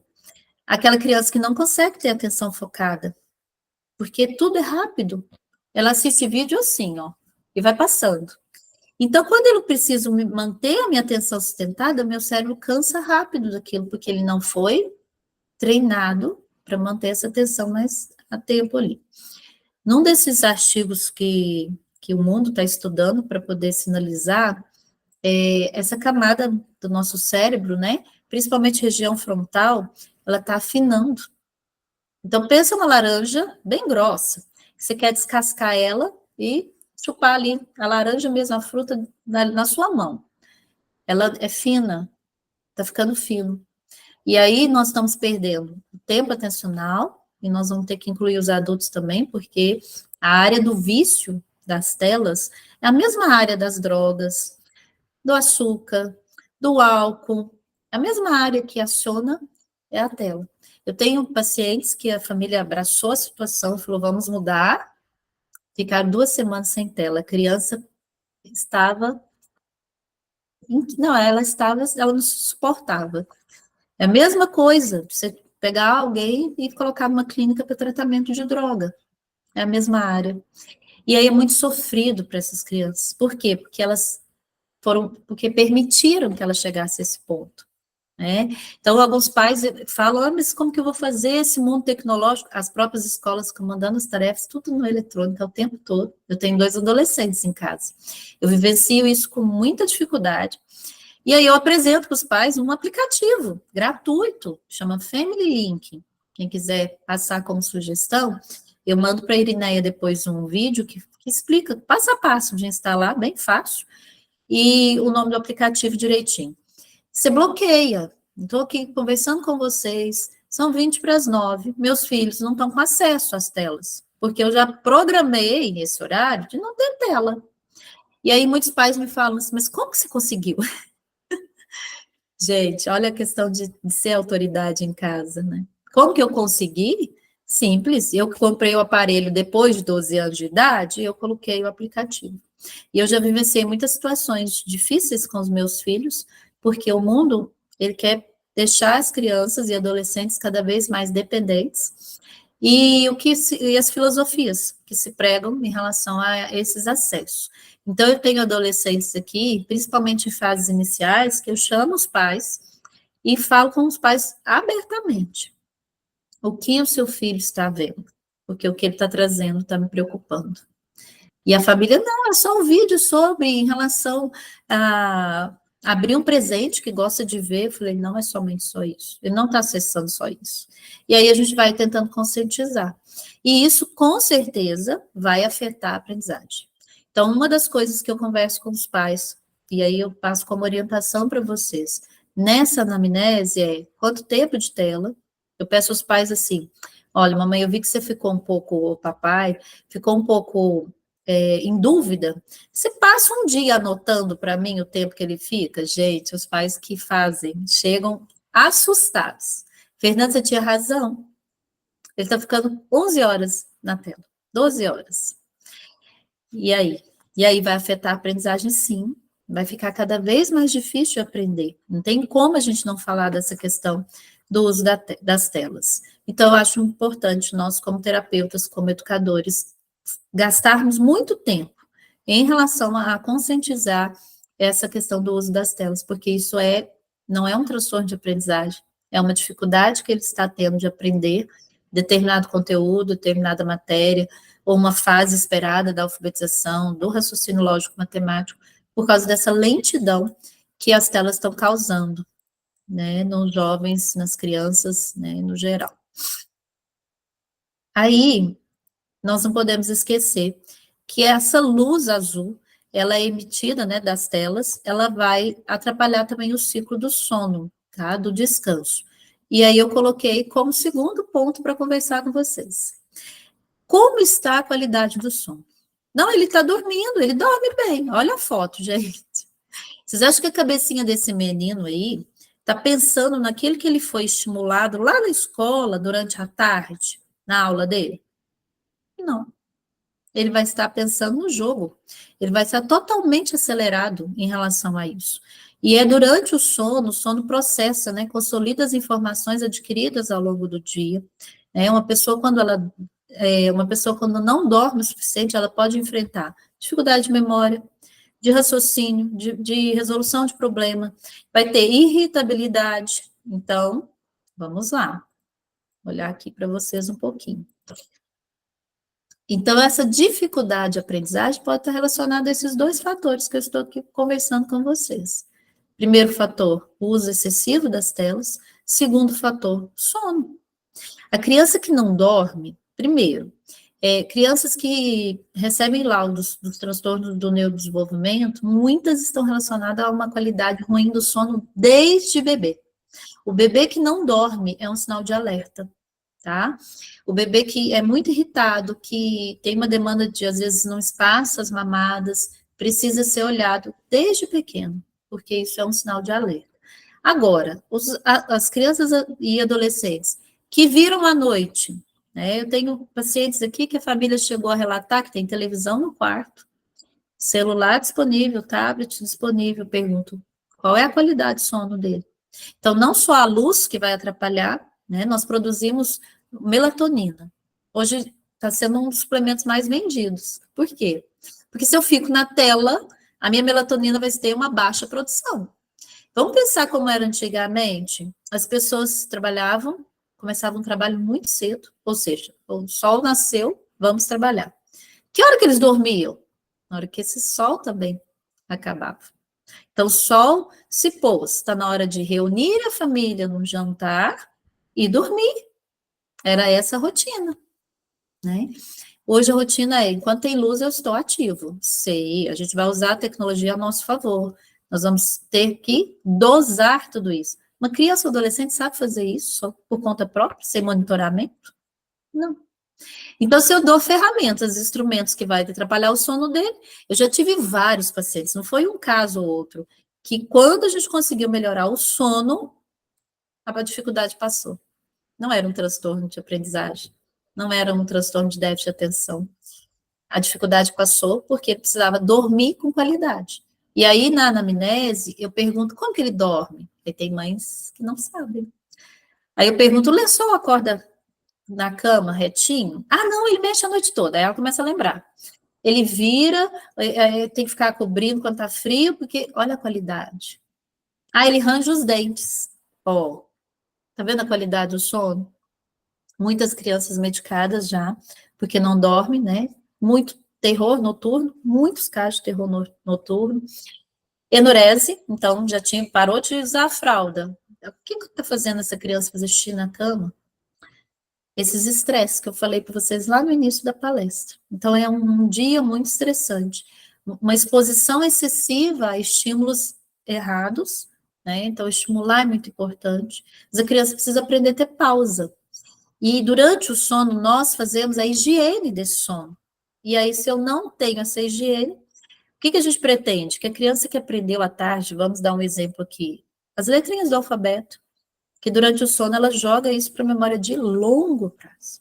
A minha memória de curto prazo vai jogar isso, não vou ficar com isso, lembrando disso o tempo todo. Mas de longo prazo. Então, chega no outro dia, a professora começa a recordar, ele lembra. Ele tem a conexão inicial formada. E ela vai repetir isso muitas vezes, ele aprende. Mas se ele não tiver com qualidade de sono, não vai aprender. No outro dia, essa criança está irritada, esse adolescente está irritado, está cansado, né? Não conseguiu fazer higiene do sono. E não é um dia. Gente, uma noite mal dormida, a gente leva 3 dias para recuperar nosso organismo. 3 dias para recuperar. Imagina quem está dormindo com má qualidade todos os dias. Então, nós temos que conversar muito sobre isso. Então, eu falei 2 coisas já. Então, vamos lá. Ele está com dificuldade de aprendizagem? Ou será que isso é um transtorno? Primeiro, como é que ele está dormindo? Como que ele está em relação à exposição de telas? Tem mais um fator aqui que eu quero mostrar para vocês.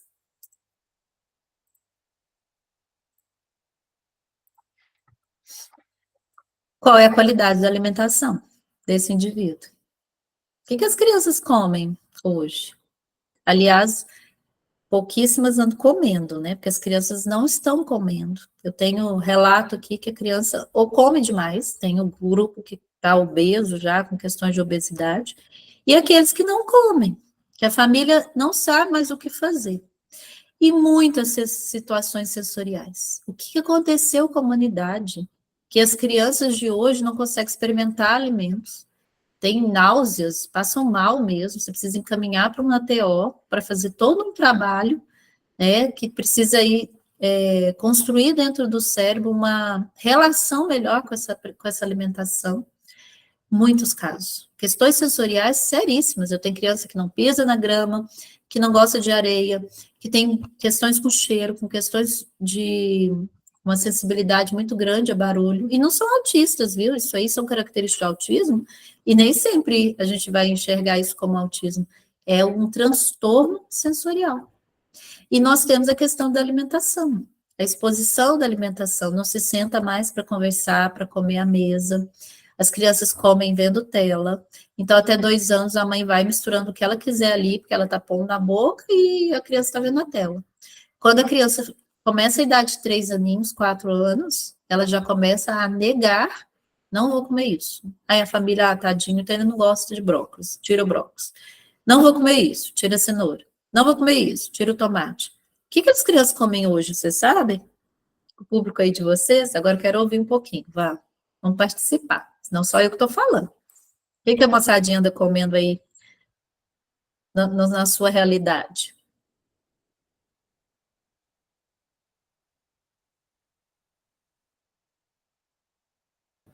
Muito ovo, batata frita e bife.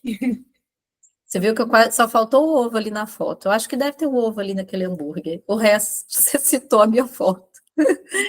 Isso mesmo. E miojo, tá? Faltou o miojo. É a turma da cor branca, sabe? Come macarrão, miojo, batata, né? E isso é muito preocupante. Deixa eu só... Débora, pode falar, por favor?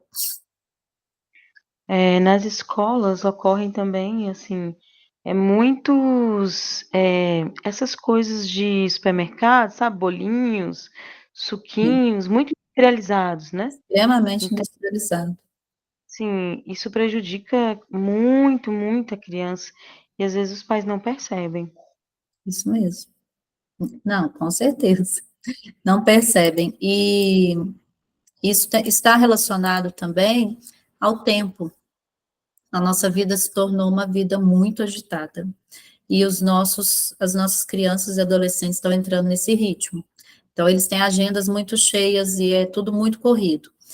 O que a gente percebe? Então, eu compro no supermercado algo pronto, industrializado e como. Só que é uma geração que não está aprendendo a preparar um alimento, a importância da refeição em família. É uma geração que não consegue fazer o básico, né?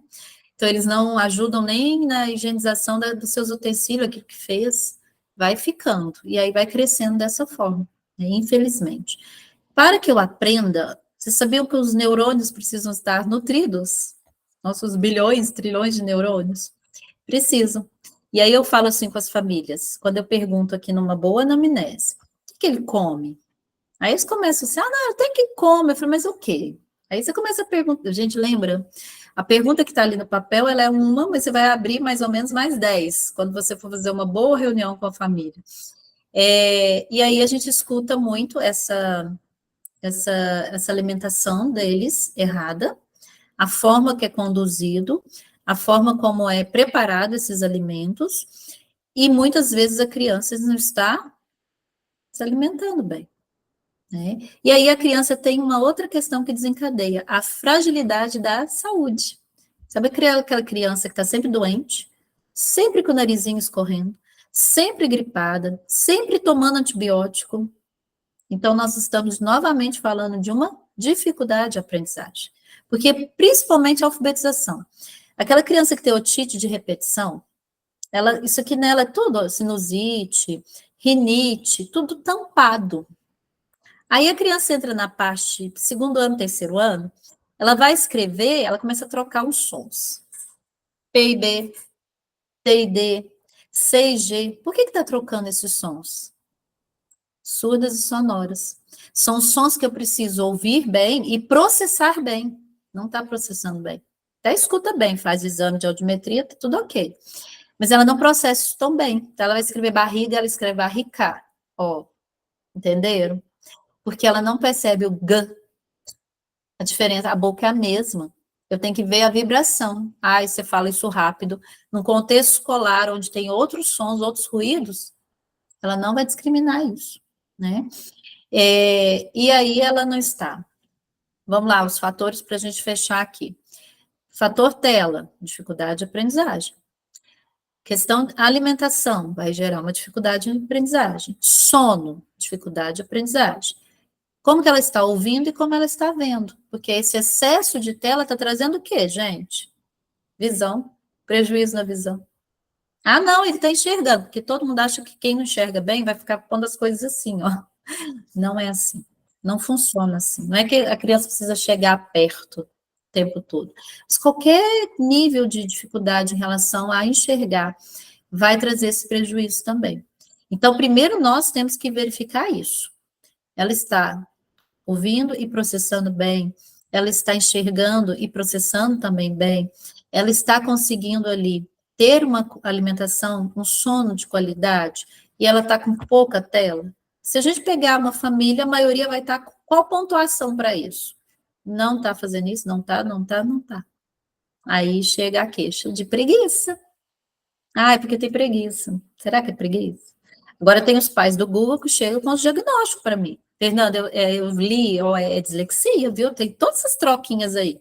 O PAC, que é o transtorno do processamento auditivo central, que é essas letrinhas, o dislexo tem prejuízo, né? Para discriminar essas letras também.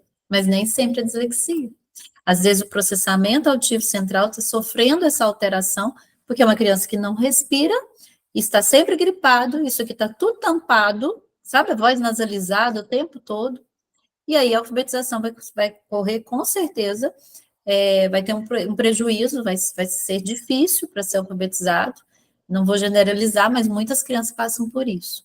E quando eu tomo esses remédios também, o meu corpo vai reagir, o antibiótico vai fazer bem para uma coisa, mas vamos lembrar que a parede do intestino vai ser danificada, enfim. Então, a gente precisa acompanhar essas crianças que estão fazendo o que está acontecendo. Eu vou fechar aqui a parte dos slides agora e abro para vocês como perguntas, tá? Só colocar aqui.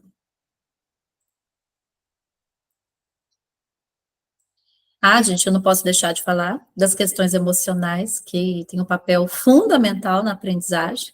Então, aquelas crianças, né, que estão vivendo com ansiedade, com depressão, com baixa autoestima. Nossa, nós temos muitos casos de depressão infantil atualmente, muitos casos de autoestima rebaixada, bullying na escola, estresse, né, traumas, dificuldade de regulação emocional, isolamento social. Gente, como as crianças e adolescentes hoje estão com dificuldade de se relacionar com o outro, porque existe um falso perfil, né, nas redes sociais, que eu estou só sorrindo, que eu sou feliz o tempo todo, que minha vida é linda, e eu vou postando aquilo como se fosse, eu vou criando isso, quando precisa se relacionar pessoalmente não consegue, tá?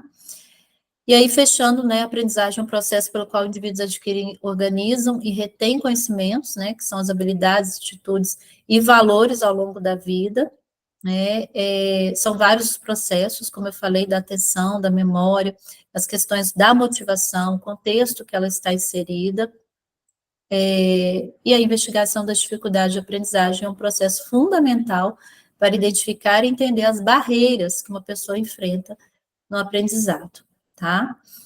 E aí é isso que a gente precisa fazer, investigar essas dificuldades, é um processo contínuo, que envolve a colaboração dos educadores, dos profissionais da saúde, da família em si, certo? Daqui a pouquinho eu coloco aqui para vocês os meus contatos, que aí a gente pode só conversar um pouquinho sobre as perguntas para fechar. Então, o que a gente conversou aqui hoje, é que primeiro nós vamos olhar esses fatores. Primeiro nós vamos enxergar esse indivíduo nas suas individualidades, nas suas especificidades, antes da gente pensar que tudo é um transtorno. Eu dei alguns exemplos aqui de vivências, eu teria vários para contar para vocês. Eu já recebi disléxico com laudo de dislexia, medicado, pior ainda, né? E quando eu pedi para fazer um exame atual, oftalmológico, a criança tinha uma mancha no olhinho, porque a mãe teve toxoplasmose na gestação e não soube, passou despercebido. E essa criança tinha uma mancha no olho. E ele não era dislexo, ele já sabia ler, a dificuldade dele estava de enxergar. Então, primeiro vamos olhar todas essas questões que eu falei, e nós vamos fazer um trabalho de conscientização das famílias, de como está sendo exposto os estímulos, e se esses estímulos estão sendo adequados, porque hoje o mundo distorceu os valores. Hoje o mundo mostra que a criança tem que ser do jeito que ela quer, da forma como ela quer, que ela tem que se comportar do jeito que ela quer, em todos os ambientes. Então, essas crianças estão vivendo, a gente fala sem limite, mas, na verdade, sem o estímulo adequado. Então, quando eu comecei falando para vocês dos marcos de desenvolvimento, se eu não recebo o estímulo adequado da fala, da linguagem, do desenvolvimento motor, da parte de cognição na base, não é só uma alfabetização que vai ser prejudicada, né? São vários fatores. E aí, vocês têm alguma pergunta? Iriné, gostaria que eu falasse, às vezes, algum outro exemplo? Fiquem à vontade, tá?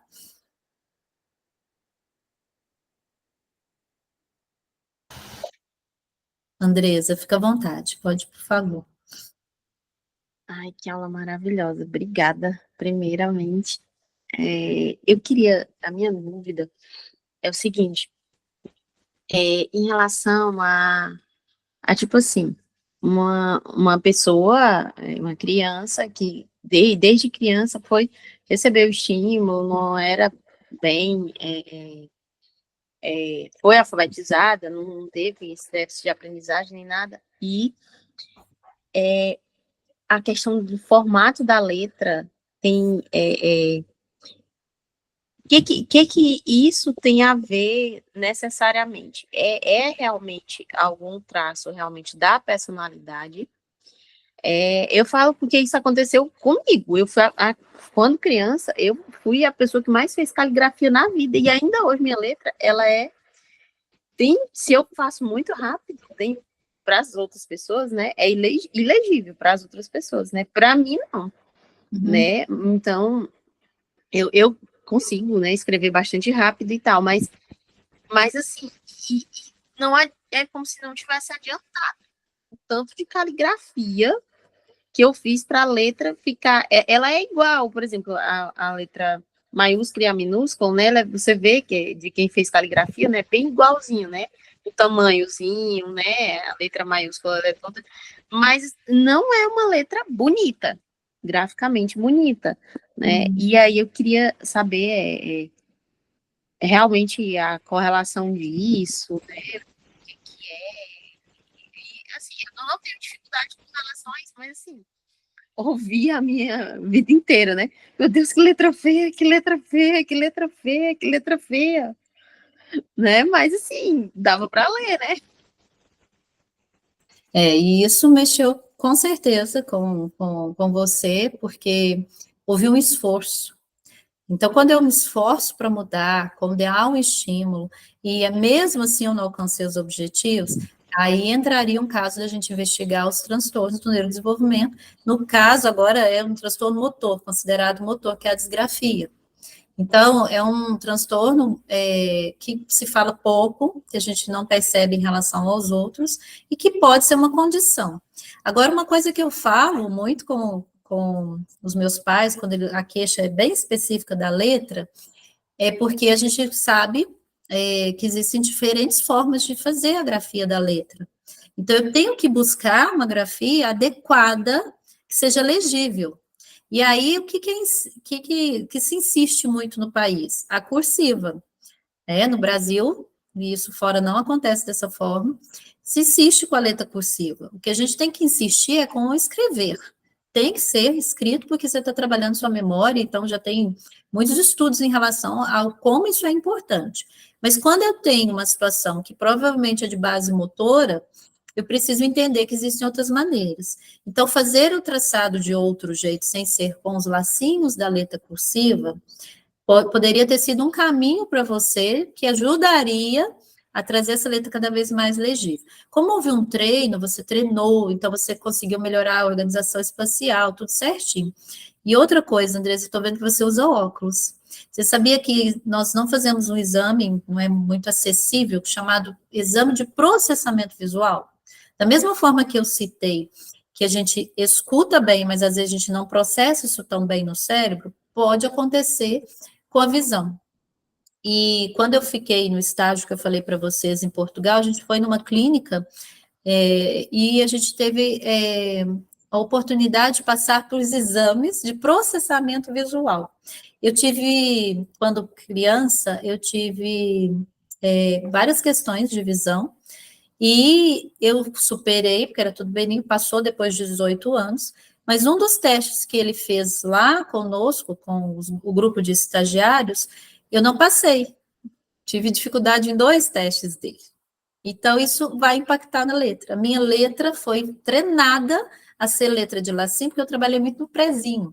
Trabalhei muito, uns 5 anos na idade pré-escola, que existia o prezinho, e aí eu fui aprendendo a fazer todos esses laços e fui desenvolvendo. Tá vendo que a gente tem um cérebro plástico, né? Plasticidade cerebral.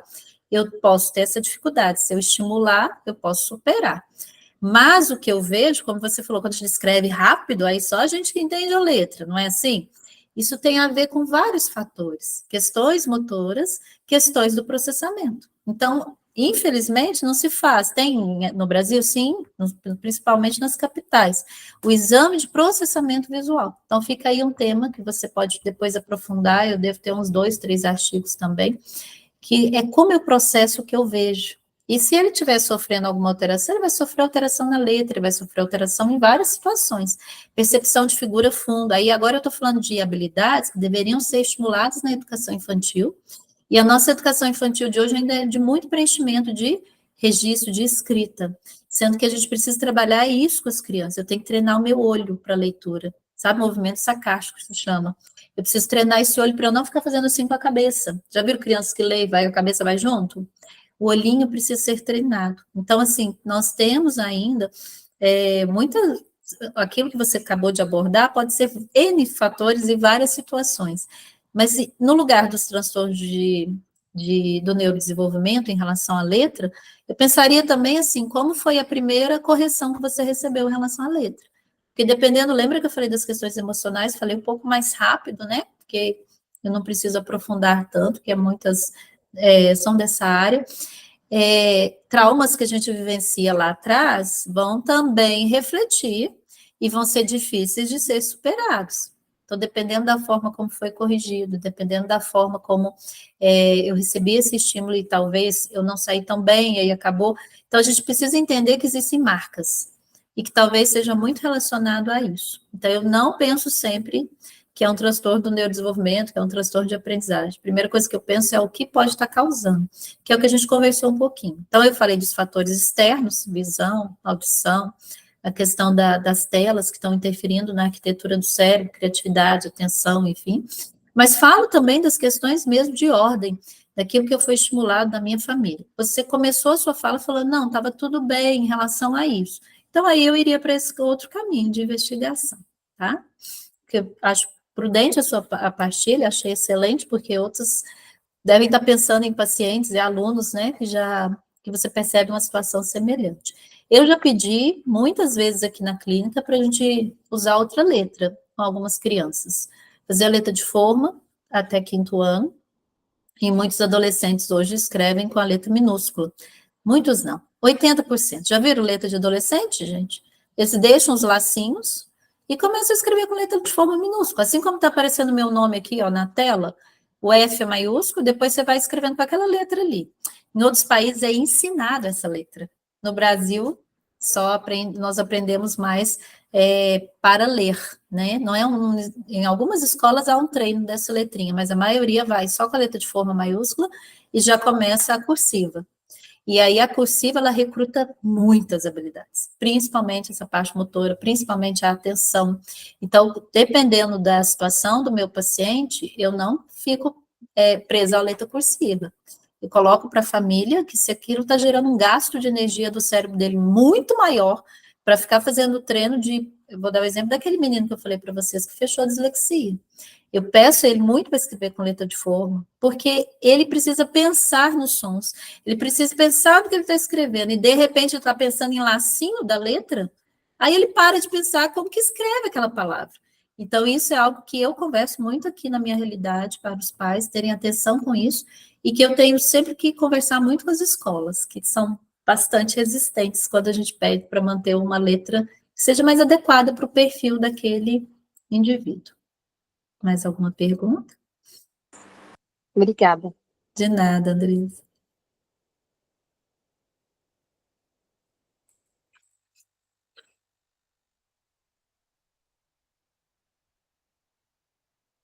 Débora, pode ficar à vontade. Fernanda, eu vou falar aqui 2 casos bem específicos, talvez você consiga me direcionar uma saída. Bom, perdão. Uma que tem uma dificuldade de apreender aquilo que é falado. Então, por exemplo, a professora instrui algo, só que ele não consegue, o pensamento dele não acompanha, me parece. Então, assim, ele distorce um pouco aquilo que ela está informando ali, ou ensinando, né? Então, por exemplo, nós vamos pegar o caderno agora, vamos escrever isso, fazer um cabeçalho, depois nós vamos fazer isso, isso e isso. Então, ele nem chega no cabeçalho, porque ele está pensando o que ele vai fazer. E quando a professora pergunta, fulano, por que você ainda não fez tal coisa? Aí ele responde, eu não sei. Débora, você está citando que a velocidade de processamento dele é baixa, é isso? Só para eu entender. A resposta a comandos é lenta? É lenta e às vezes sai truncada. Entendi. Ou seja, Ele faz outra coisa. Uhum. Nossa, muitos casos assim, viu, Débora? Chegou muitos pacientinhos assim. Nós vamos ter que, por isso é uma boa avaliação, né? Teria que avaliar o quê? Como está a atenção desse paciente? Então, dessa criança, quando eu tenho uma dificuldade atencional, e eu estou falando de dificuldade, a minha cabecinha pode estar pensando em outras coisas enquanto eu estou quietinho te olhando. Eu estou parado te olhando, mas o meu pensamento vai para outros lugares. Então, quando eu volto, eu perdi a instrução. Então, eu não sei o que fazer. Existe outra situação que leva também a esse prejuízo, que foi a velocidade de processamento. Vou comparar com o computador. Já viram quando a gente enche muito a memória do nosso computador e de repente ele fica lento? A gente fala, tem que levar esse computador para formatar, né? Assim, a velocidade de processamento, ela também está relacionada recruta a questão atencional, mas a essa sobrecarga na memória. Então, talvez essa criança, lembra os fatores? Não está dormindo bem, não está exposta a um excesso de tela. Então, ele é uma criança que vai processar muito lentamente. Fica lento. Tem que fazer um trabalho para velocidade de processamento, né? Eu tenho pacientes que têm um excesso. Sabe aquela criança que vai escrever e ela começa a palavra e escreve o final? Ela está com excesso. O pensamento dela está longe, ela já está terminando o texto, só que ela leu tudo pela metade. Aí depois ela não compreende, porque a velocidade dela também precisa ser trabalhada.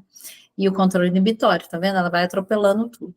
Pacientes que não seguem instrução, né? Crianças, alunos que não seguem instrução. Tem uma dificuldade atencional e pode ser linguagem, Débora. É uma coisa que eu tenho conversado muito também. Quando eu não entendo, quando eu não tenho um vocabulário construído, quando eu não entendo muito bem, eu fico pensando tudo picadinho. Então, se eu começar a falar aqui em português e passar para 2 línguas e voltar em português, o que vai ficar a minha fala? Vai ficar incompleta para vocês. Então, eu penso uma criança exposta a instruções, né, a demandas, e ela não está processando aquilo bem, nem está entendendo o que o professor está falando.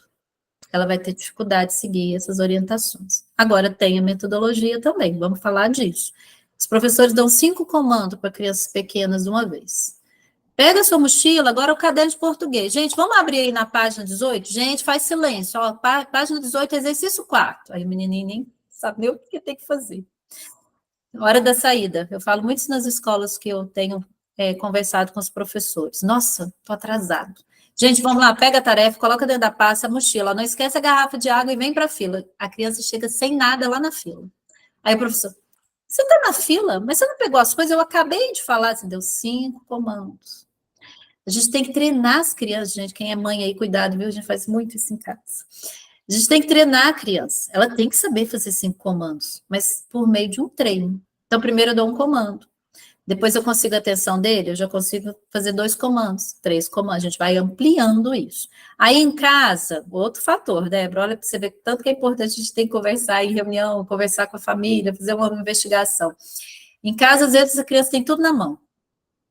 Aí quando chega na escola, o professor dá os comandos, dá a instrução e fala, faz. Gente, eu já tive uma criança que chorou na 3ª semana de aula. Mas ela estava bem, ela estava feliz, ela estava indo bem, mudou só de sala, mas assim, tinha os meus colegas. O que aconteceu que essa criança começou a não querer ir para a escola e a chorar? Porque ela tinha que pôr o canudo no suco. Nós descobrimos isso depois. Estava sendo difícil. Sabe quando tem que colocar o canudinho no suquinho? Aquilo difícil. Aí você chama a família, vai saber da rotina. Criança de 4, 5 anos tendo rotina de 1 ano e meio. Como se fosse um bebê. Usando fralda, usando mamadeira, tudo que remete a um bebê, lá na idade de 4, 5 anos, mas eu contei para vocês, o meu paciente semana passada está com 9, né, 9 anos, enfim. Então, Débora, não consigo te dar uma resposta assim de uma razão, porque pode ser várias razões. Então, a gente teria que verificar tudo isso, para depois você pensar no déficit de atenção, tá? O TDAH, ele tem essa característica mesmo, é bem parecido com o que você falou, o TDAH com predominância, desatento. Então, a criança que não tem a hiperatividade, ela fica paradinha na mesa dela, tá ali. Você acha até que ela está prestando atenção na aula, mas o pensamento dela se dispersa com muita facilidade, quando é o transtorno. Mas primeiro eu olharia todos esses aspectos que eu falei para vocês. Será que não é uma dificuldade? Eu acho que é uma dificuldade nesse caso aqui, né? Por uma série de fatores até que. Você recordou um pouco do que eu falei já. Aí, nesse caso, que tipo de exercício, no caso, poderíamos aplicar para Isso. ajudar que tipo de estímulo nesse sentido, né? Uhum. Da atenção, exercícios mesmo, poderia ser realizado com ele. Essa criança vai precisar de repetição de instrução e de fragmentar a instrução até ela conseguir seguir uma instrução completa. Então, eu preciso dar atenção para ele no início. Então, quando eu começar a falar, eu vou ter que usar, às vezes, um objeto, alguma coisa que vai sinalizar para ele ficar atento ali na aula. Vou te dar um exemplo.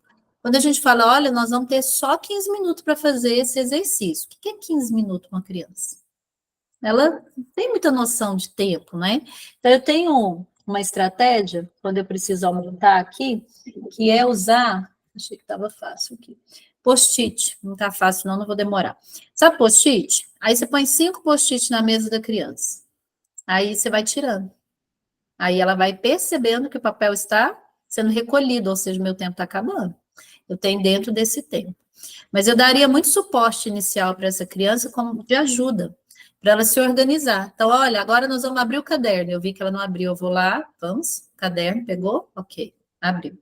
Agora nós vamos escrever o cabeçalho. Expliquei no quadro, eu já vou na mesa.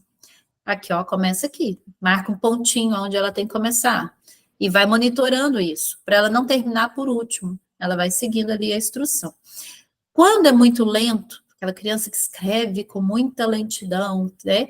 Eu preciso trabalhar esse ritmo com ela. Então, eu tenho que favorecer essa aprendizagem com ritmo mesmo. Então, eu posso fazer algumas brincadeiras, alguns jogos que trabalham esse ritmo.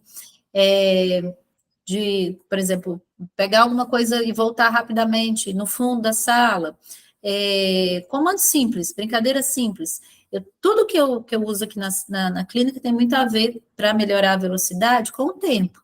Então, eu vou tendo que ir mostrando para a criança como que funciona o tempo, ampulheta, até o time do celular, você vai fazendo nesse tempo. Vamos ver, olha, você gastou 15 segundos, será que você consegue em 10? E aí a gente vai motivando, né? Mas traz isso próximo dela. Então, olha, nós temos que fazer um cabeçalho. Vamos colocar aqui, olha, hoje você foi rápido, já chegou até no final da data. Agora já pula a linha, vai lá e orienta onde tem que escrever. Então, é uma criança que precisa de monitoramento inicial para você ir tirando isso aos poucos. Mas tem que investigar a causa, o que está causando essa lentidão. Certo, ok, obrigada. De nada.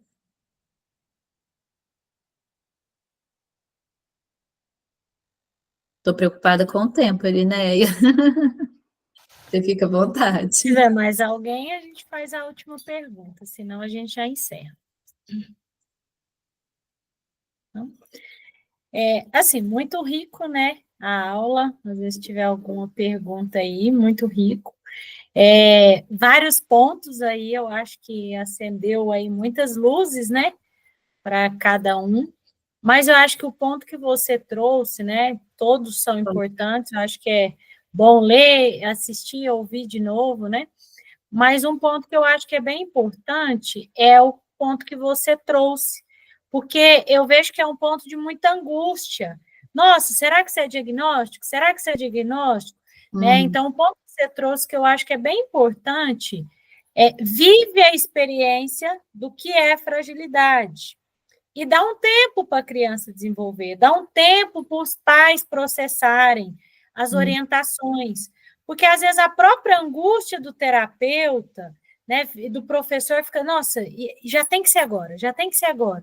Só que, às vezes, você precisa plantar interno, para depois a criança conseguir responder, os pais conseguirem responder, né? Então, eu acho que é muito importante isso. Os pontos que você trouxe, avaliar audição, visão, né? Esse próprio menininho que a Débora trouxe aí, acho que é interessante. Como que é essa compreensão, né? Às vezes eu gosto de fazer esse movimento atrás da criança, chamando para ver.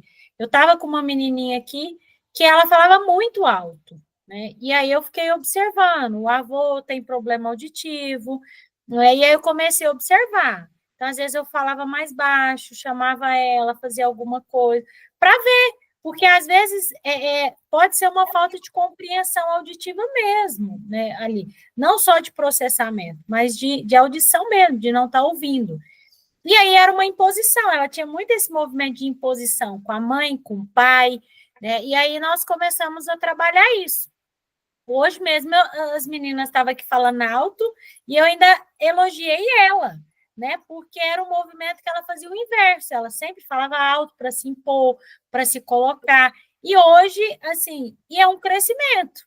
Então, aquilo, se eu falo assim, é um problema já, vamos lá, às vezes vai se submeter a criança numa coisa exigente para ela, né? Porque tudo exige, às vezes, exames, às vezes muito, que machuca mesmo até a criança, né? E a gente precisa olhar, porque às vezes a gente fica lá no que é grande demais. Nossa, eu sou terapeuta, já veio, já tem um problema, eu tenho que dar o resultado do problema. Mas começa no simples, biológico primeiro, né? Sono primeiro, e vamos crescendo, vamos construindo, né? Porque a própria ansiedade dos pais às vezes nos deixa ansioso.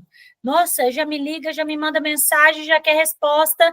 E aí, você já sabe, meu filho tem um problema, já não sei o quê. Então, calma, né? Deixa essa ideia. Eu tive uma mãe que a criança chegou com hipótese de autismo, ele fez uma sessão. E aí, Fernanda, você acha que é autismo? Uma mãe não, gente, já tive 3 com essa mesma situação. Falei, olha, seu filho ficou comigo um atendimento, 50 minutos. Não, não é assim que funciona. Né? Nós temos que entender, e além disso, bem além disso. E não ter receio disso. Porque às vezes fala assim, nossa, porque eu não sei dar o resultado para os pais. Não, olha primeiro, a criança está em desenvolvimento. Né? Hoje a gente está tão acostumado com o diagnóstico, que a gente se perde. Né? Vamos lá, o próprio diagnóstico ele não é normal para todos. O autismo, às vezes eu desenvolvi alguma coisa, o outro autista uma outra coisa. Tem que ser trabalhado uma outra coisa com ele, comigo outra coisa. Então, assim, nós precisamos parar um pouco essa ansiedade que é nossa, muitas vezes, né? De já querer correr demais, porque eu ainda não sei todos os nomes dos transtornos e aí eu preciso estar pronto para isso tudo para depois atender. Não, primeiro eu preciso estar pronto para aquilo que é o básico. E ele vai crescendo, eu vou fazendo, vou desenvolvendo e vou crescendo. E ali no processo, a criança cresceu, os pais cresceram, opa, pode não ser. Não, então eu preciso aprofundar mais, eu preciso buscar mais. Né? Para vocês também que estão começando, não ter tanta essa angústia de falar assim, nossa, mas eu já tenho que saber todos os transtornos para eu começar a atender, ou surgiu isso, os médicos vieram com esse diagnóstico, ou o professor falou isso, ou aconteceu isso. Não, acalma, né? Então, começa pelo simples e põe ali, vai observando, vai trabalhando, né? Eu vejo hoje, assim, quantas crianças não têm o que você começou a aula falando. Coordenação grossa e fina. Hoje, as meninas tinham que montar ali uma rosa. Vocês não têm noção a dificuldade. Eu tenho. Tá? Era só encaixar. Então, aí você fala assim, gente, vamos ter que dar diagnóstico para todo mundo. Os meninos, nós vamos fazer pipa, eles não davam conta de dar um nó. Entendeu? O nó, não era nem um nó de laço, era nó de nó mesmo, aquele só de puxar.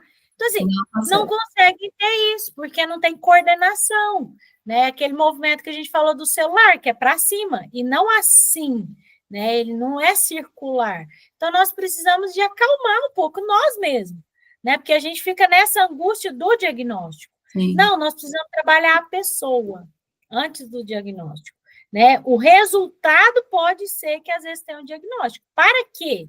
Para eu olhar aquilo e compreender como eu posso ajudar melhor, né? E não para fechar a criança, ou jovem, ou adulto nisso, né? Então, eu acho que, assim, por isso que eu quis muito que você trouxesse, né, um pouco essa aula, porque se eu vejo uma grande angústia, que nós falamos só nos diagnósticos básicos, na maioria de uma sala de aula, né? Fora os outros. Só que se a gente for ficar aí, nós vamos chegar à loucura. Muitas situações, gente, muitas. Próximo da Assim, loucura. já é um grupo, Irineia, que eu falo que muito diferente.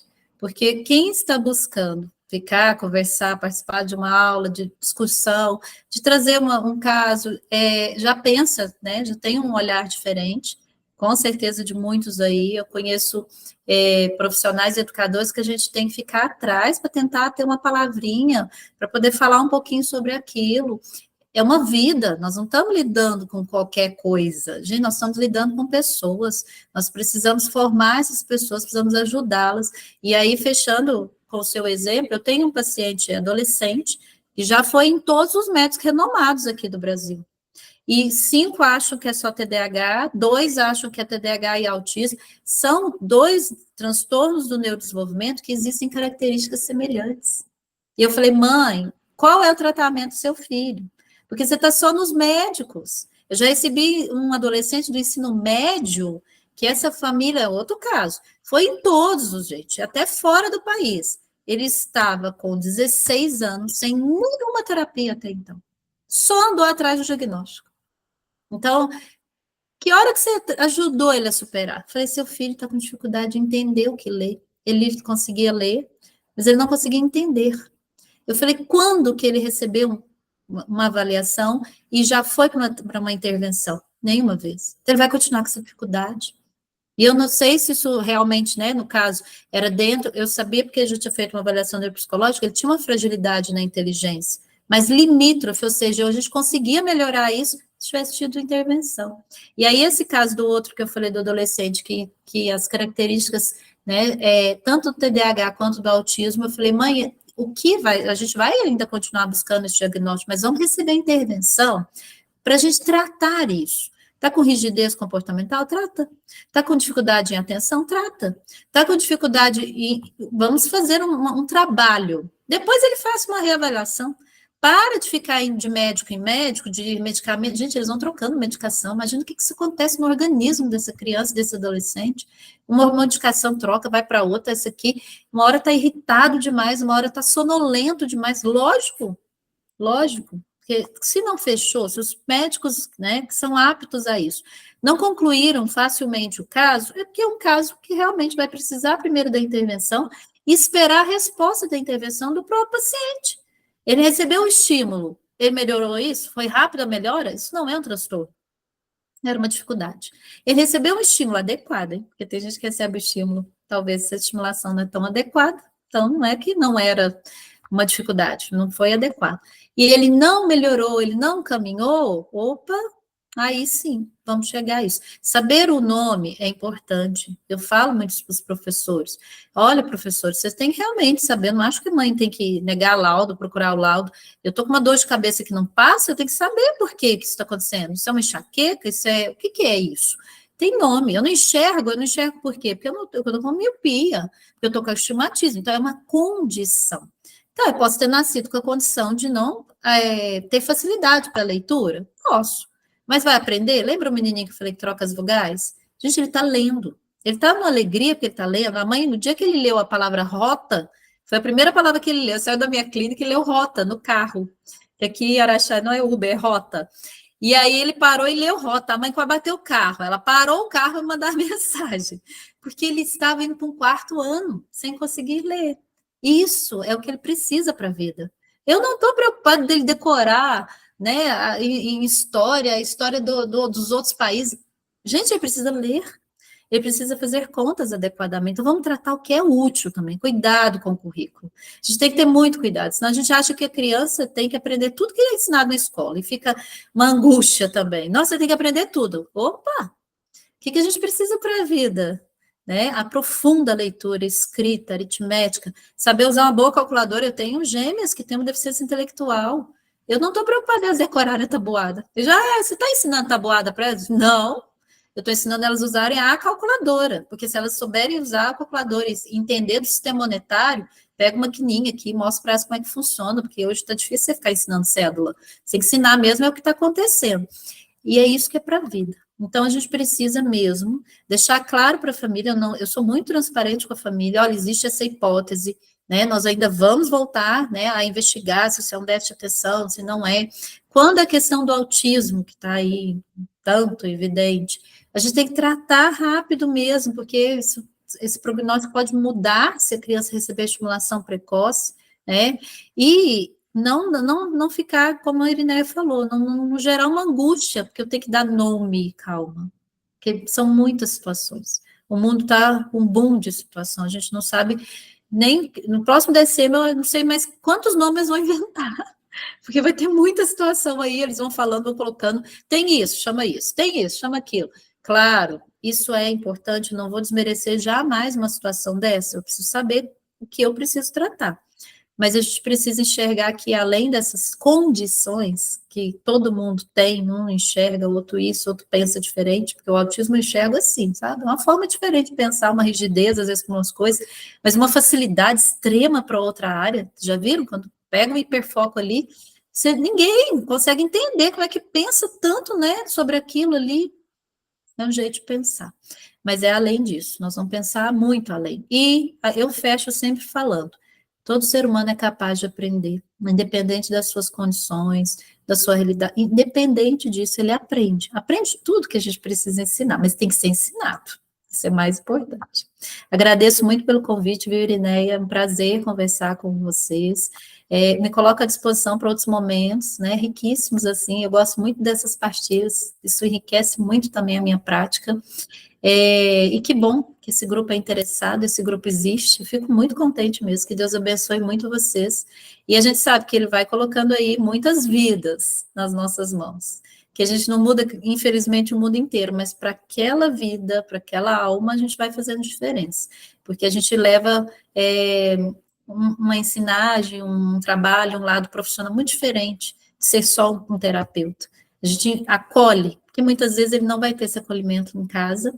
Eu entendo muitas famílias, eu sei que a gente às vezes não consegue mudar muitas realidades, porque a pessoa também não foi exposta a uma realidade diferente, então ela vai até onde ela tem um limite. Muitas mães em luto por causa de diagnóstico, a gente tem que acolher. A gente precisa ajudar essa mãe, esse pai, nessas dificuldades também. Mas principalmente enxergando quem é a criança, o aluno, né, que está ali conosco, o adolescente, para esse, né, conseguir mudar. Então, muito obrigada pelo convite, foi um prazer, viu? Estou à disposição. Muito obrigada, Fernanda. Foi muito bom, muito rica as partilhas, né? Bom a sua troca de experiência, esteja com as portas abertas para voltar, né, para estar conosco em outras vezes também, né? Nós vamos tirar também uma foto para a gente encerrar.